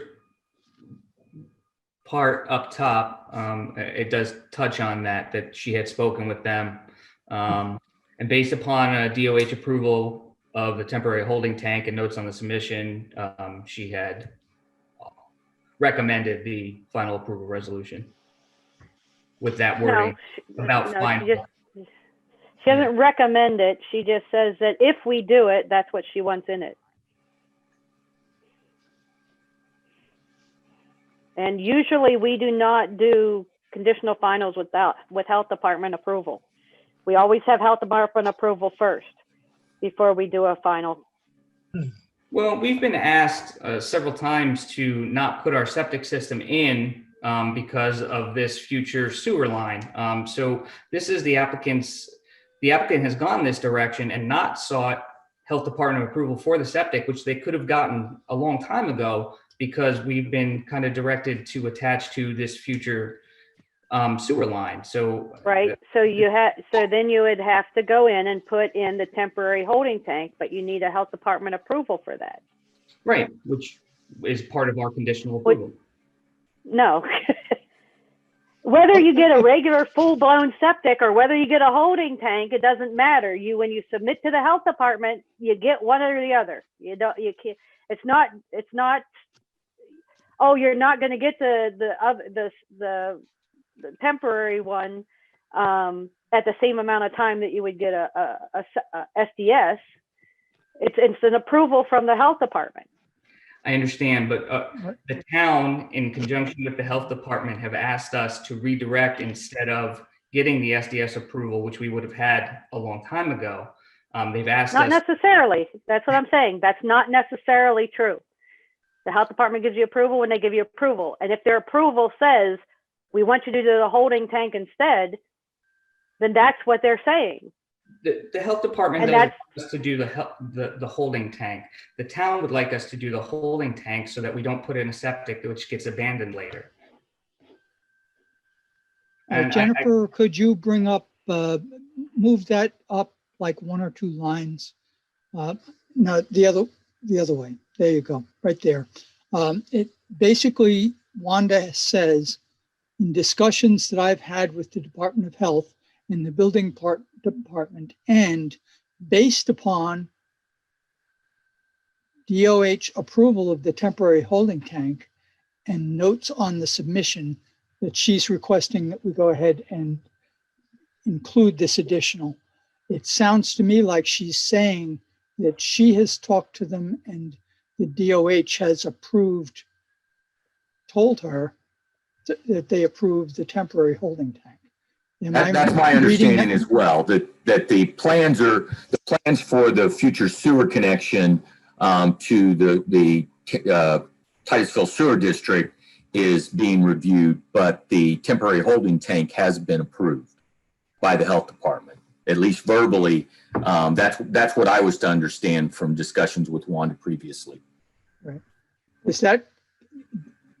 Yeah, I just hope that I just wish that we'll have to mention it in the future that you know, that we have these approvals from these other agencies in place in writing. That's what we've always asked for, and it's usually included in a memo or in a packet, and it doesn't state that in that. It just says with my discussions. It doesn't say that it's been done. So I'm just leery about doing something where we don't have the paper in hand, the formal approval in hand. Because there has been times where they say they have it and they don't get it. So, or there has to be changes, which has to make changes to the plan, which now you have, instead of having everything neat and clean and done for final. So, Mr. Chairman, does this then make this a conditional site plan approval? Yes. Oh yeah, it's 13 conditions. Right, so. How long until you get approval?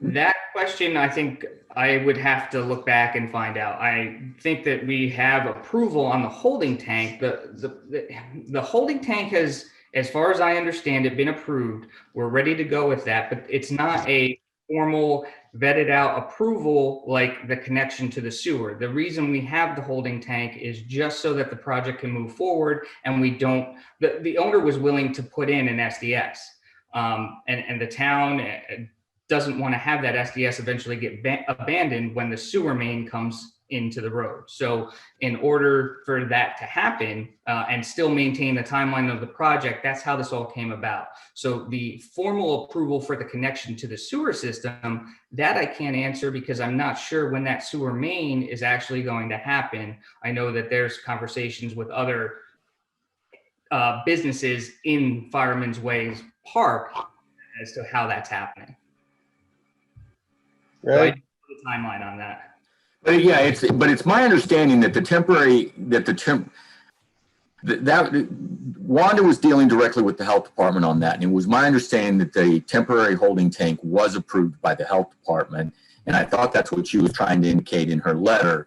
I've only been involved in the review of the sewer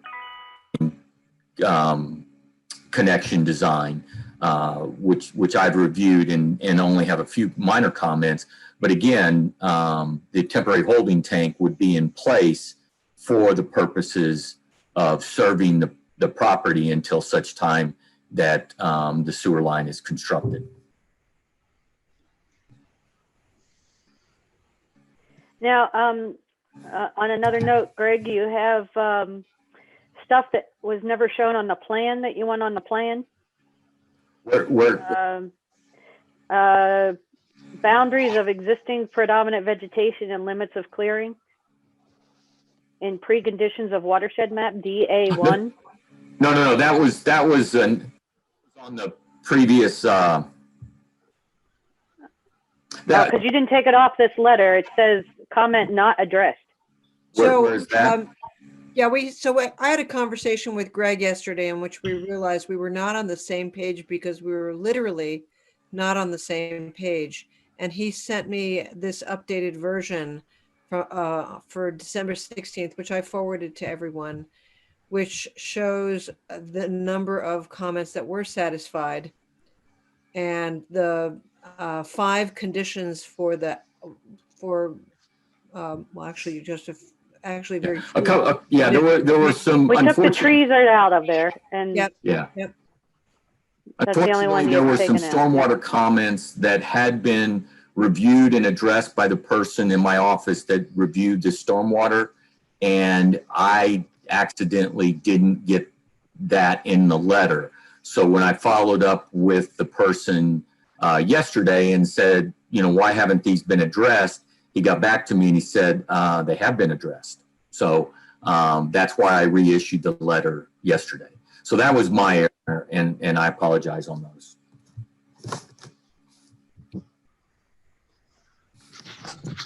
A letter that was issued, I think the latter part of November, and the stormwater comments had been addressed at that time, but I just did not accurately reflect them on the updated letter.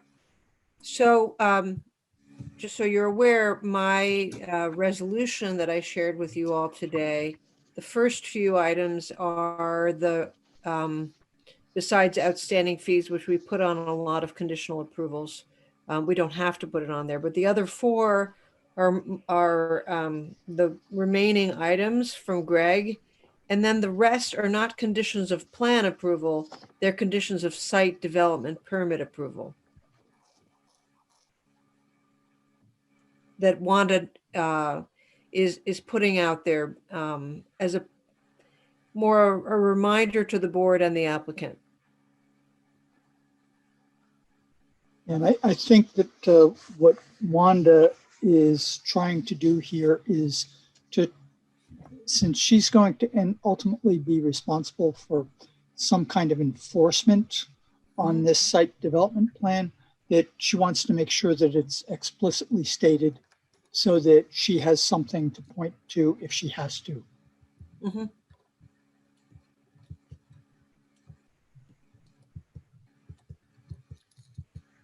And then the same thing with one of the comments that I had, which was the well abandonment. It's not a condition of approval or of site plan approval, but it's just something that I wanted to make sure that the applicant was aware of and that they properly followed those requirements when they abandon that well. They need to report that to the Department of Health. Number 15. So it's not really, the health department doesn't really approve it. They just receive it and maintain that record that it's been properly abandoned.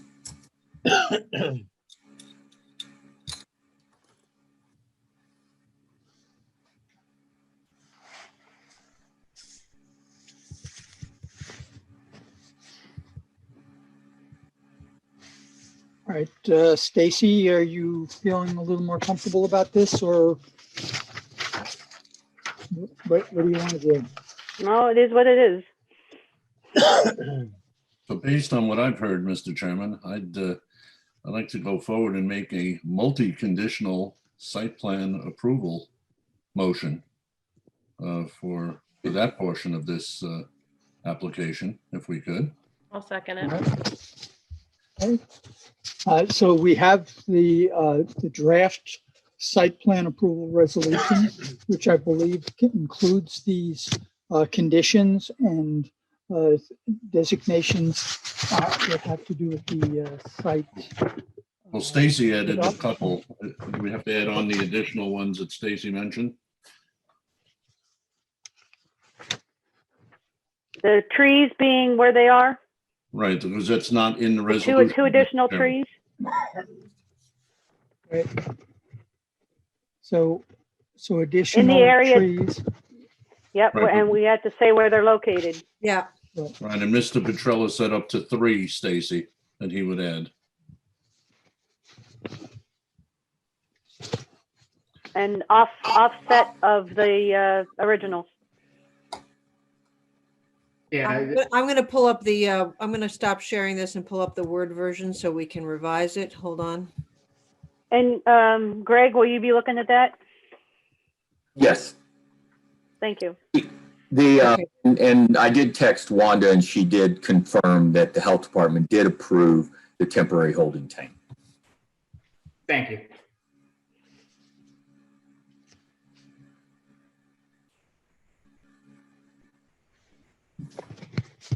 So we have the trees. Is there an additional condition that we did not capture on the document?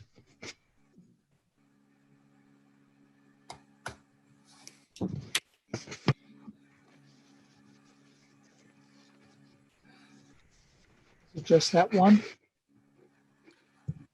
And just to confirm with the board, prior to the chairman signing the final site plan, I will review to make sure that these conditions have been addressed on the site plan before that's signed. That is one of the things that I do. That used to be what Walter did, and now that's what I do. So I changed that. There should be the planting of 3 shade trees, additional shade trees, and in fact, they're essentially in a row behind the existing row.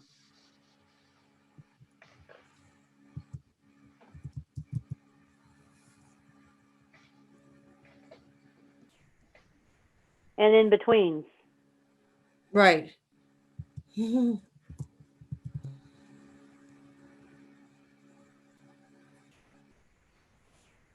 Yeah, that's a little, I'll have to figure out a better way of phrasing that. And just put on there too, to be reviewed by Clark Ryerson, since it's not on the plan at the moment.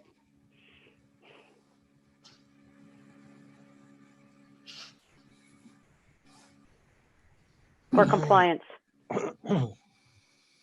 Okay.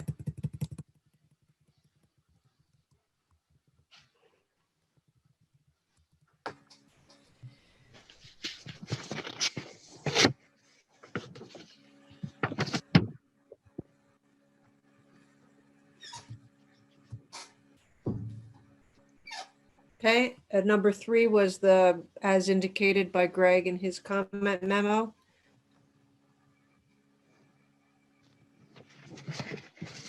To be reviewed by the fire inspector. Number 4, I added the language here that it should show it as a drop curb. Before I didn't have that. I just had to remove the indication of the curb.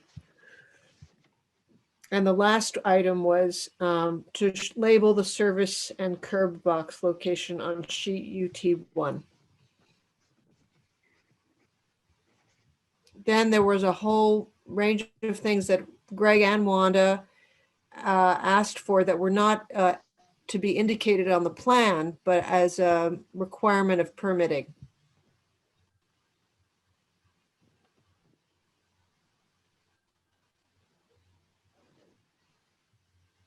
Have any of these changed?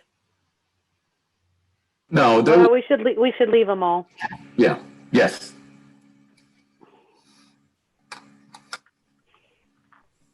Okay. All right, so if there are no further comments, I want to ask Mark, you made the motion and Mary seconded having to do with this. Are you comfortable that this reflects what you want your motion to be for? Yes, it is for me, but one question. You said by town compliance, shouldn't it be by town consultant? Jennifer? Right, so we could say for compliance by town consulting engineer, but No, it's being reviewed by Clark, Patterson, Lee. So It's not being reviewed by the town. Right, so it's by town consultant instead of town compliance. What? Yes. To the planning board's discussion. For compliance with the planning board's discussion. discussion. Yep.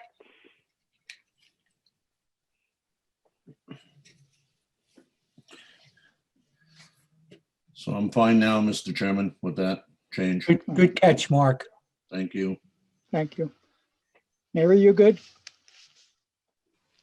Good. Do we have the normal things about the outstanding fees and the bills from the consultants regarding escrow? Yep. Okay. And the bills? The escrow bills? I don't have the language for that if someone wants to give that to me. This is what we normally put, but Usually we have that and the outstanding, whatever, because, Greg's going to review this another time. So it's going to go beyond this final date or this contingent final date until he's satisfactory with his review. So it has to do and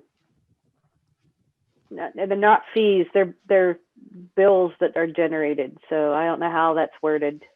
I'd have to look back at one of Walter's, right? You want me to do that? That's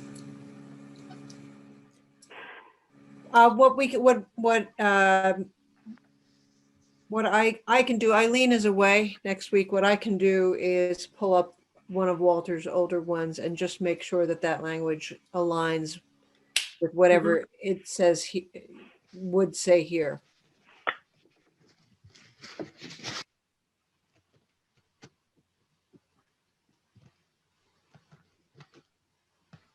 I can then run that by Chris to make sure that he sees it. Yep.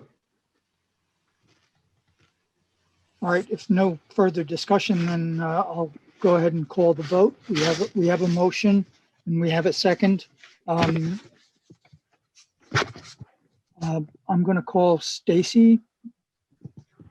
Yay? Aye. Nay? No, I'm going to go for aye. Aye. Okay. Randy? Yay. Aye. Yes. Yay? Okay. Yay. Paul? Yes. Mark? Aye, yay, all of the above. Mary? Yes. Dennis? Aye. And myself, I vote aye. You have Paul's name down there twice. I've seen Paul's name on a bunch of stuff twice lately. Not that Well, you're that's not 'cause I awesome, don't think Paul. he didn't get taken off of the alternate. Yeah, there you go. We're good. Paul carries a lot of weight. Right. Yeah, right. So by voice vote, this has been approved. Thank you. Thank you. Have a wonderful holiday, everybody. Happy Thank holidays. you. You You too. too. Right. All right. So we did not send out an amendment to the agenda, but Amendola Ventures has been taken off. They do not have their Board of Health approval, so we don't. We're going to postpone them until January to see how. See if we're closer to being able to address that.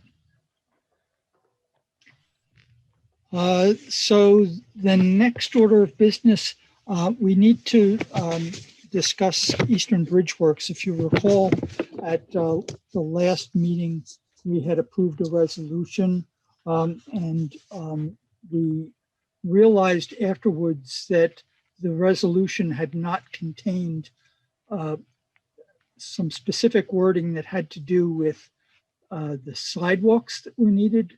However, we did talk about them with the applicant, and the applicant understood. To refresh your memory, if it's the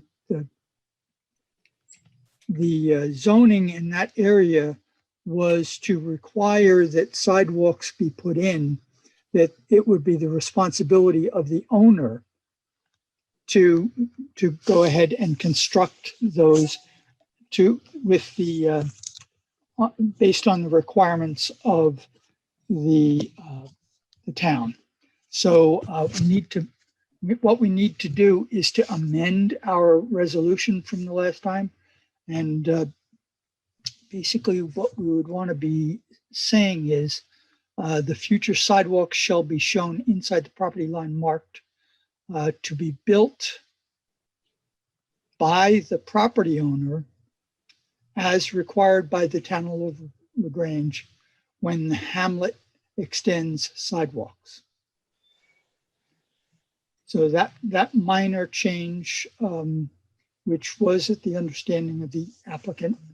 And Stacy, did you want to bring up something about easements?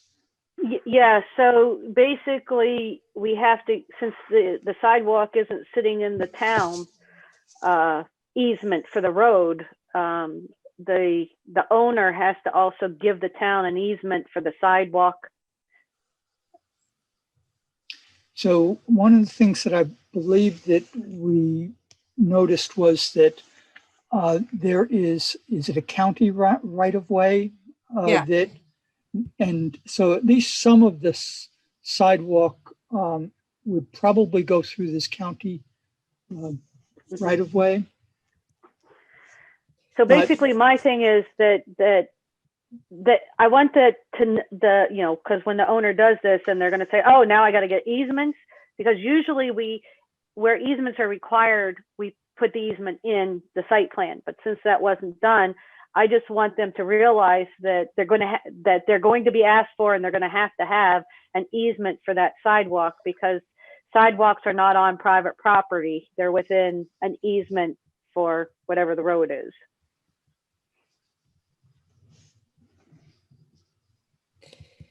Right. And so I think and we ought to also discuss the fact that's the sidewalks. If you recall the discussion, we thought that they were going to have to be kind of serpentine to be able to work their way around through some existing trees. And I think there's a drainage ditch there.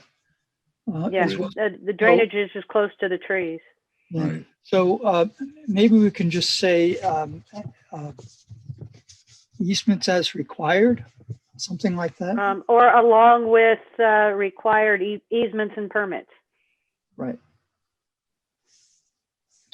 Okay, second. The applicant will be notified of this in writing, Mr. Chairman? Yes. Yes, we'll send it out.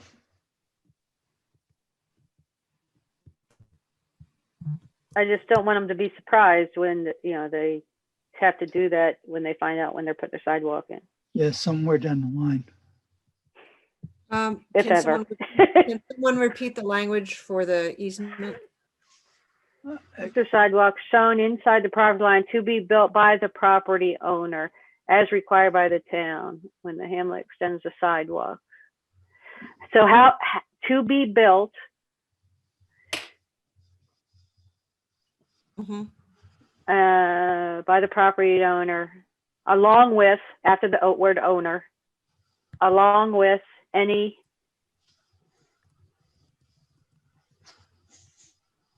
easements and or permits required. As required. No, easement and permits as required. That's it. Good. Easements.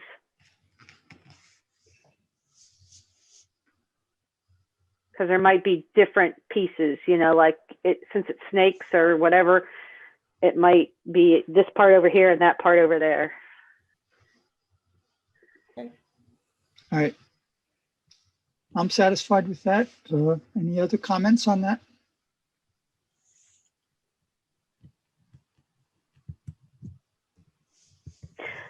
So has this been signed? Yes. Already? Okay. Yes. Yeah. Okay, so just for future note, usually we have a sidewalk note that pertains to the town business center, you know, town center, and also in the hamlet centers. That is a standard note that we usually put on plans, and we just have to make a mental note that we should look for that and make sure it's on there. Yeah, I don't have any verbiage for that. Yeah, that's right. Well, so you can look at, there's a couple of them, and I'll let you know which ones they are that we did that on. Okay. Chairman, can I ask a question? Sure. It was approved when? What was the approval, the original approval? It was originally at the top. approved September 17. Okay, so Bob was still officially on the board, but now he's not, and we're amending it, and now his name is still on here. So I don't know how you want to figure that out. Well, he can do a roll call and just use Paul down at the bottom. Yeah, we did.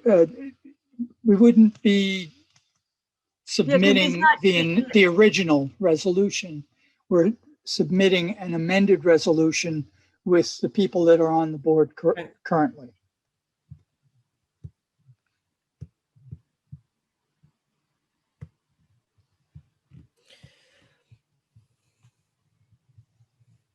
Right, so I would take Bob off then and make adjust Stacy's title to vice chair. Yep. Right. Will do.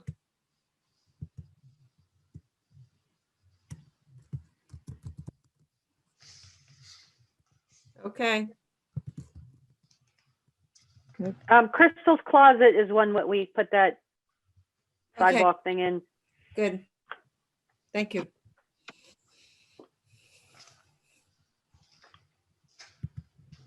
Okay, so let's do the roll call. Oh, well, I need a motion. So moved. Second. Dennis seconds. All in favor? Aye. Aye. Anyone nay? All right, then the motion's carried. Okay, so the sole remaining thing, which is not listed on the agenda, but I had promised that I wanted to do a calendar discussion. We have two things that I wanted to discuss. The first was that we have been approached by the developers of the town center project, and they would like to reactivate this, and we'll start to move hopefully on this. And they have requested that they present an informational meeting presentation to the planning board.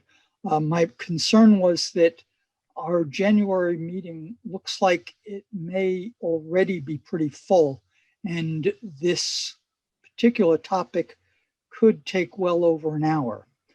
So I think that my personal preference is not to try to shoehorn that informational meeting into this already big agenda in January, and hold a special planning board meeting on February 4th. I believe you've all indicated that you would be available on that date.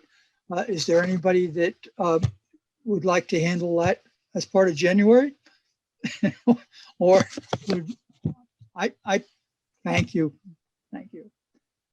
All right. So I take that. I don't think we need to have a vote on that, but Eileen, if you would do the appropriate notifications for that meeting. I know, Jennifer, you were all talking to the applicant about making sure that they were available. Assuming Right. that that's the case, they were pretty anxious to come in. So hopefully they'll make themselves available. Okay. But I it is have to put a February 4th. notice in the paper. I have to put a notice in the paper. Okay. And, the usual, but we have plenty of time for that. So it'll be February 4th, right, Mr. Chairman? Well, February 4th, yes. I'm speaking with the applicant and his team tomorrow at 1. So I will confirm it. Okay. At 7 p.m. It'll be confirmed it's tomorrow, but it'll be 7 p.m. on the 4th, pending their agreement. Okay. The other thing was a reminder that as per our other discussion, that we're moving our planning board meetings to the 4th Thursday. I've taken the liberty of taking a look at the calendar.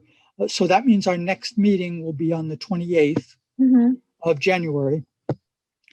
In looking at all the months of next year, the only one that absolutely has to be moved would be that Thanksgiving is the 25th, and that would have been our date for a November meeting. I would like to propose that we consider moving the November meeting to actually December 2nd. That's what I would suggest too. Yeah. Anybody? Now, we don't have to absolutely agree on this at this time. I just want you to start thinking about this. And because I'd like to, within the next week or so, get back to Alan and the town board to let them know. I don't know how much of this has to be incorporated into the reorg meeting that they do every year, but I would like to be clear about what we want so that they figure that into their plans. So if you'll take a look and let me know if you think that the December 2nd would be an okay replacement for the November meeting. The other one is really more of a question. The December meeting, the 4th Thursday, is December 23rd. So it's not Christmas Eve, it's Christmas Eve. Would that be okay? Or should we look at 12:30 as the meeting for December? That's just before New Year's. So any preferences there? I vote for 12:30.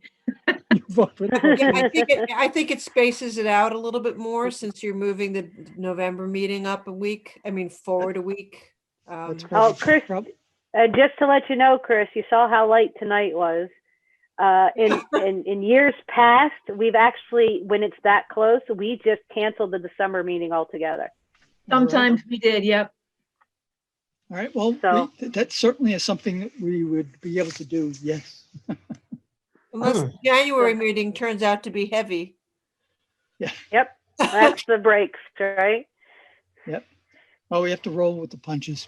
All so right, you'll have to check with the town board, Chris, to see if you tell them that we're moving to December 2nd, and if they adopt that at their meeting, does that mean we still have to say, it's like a special meeting where we're moving the meeting?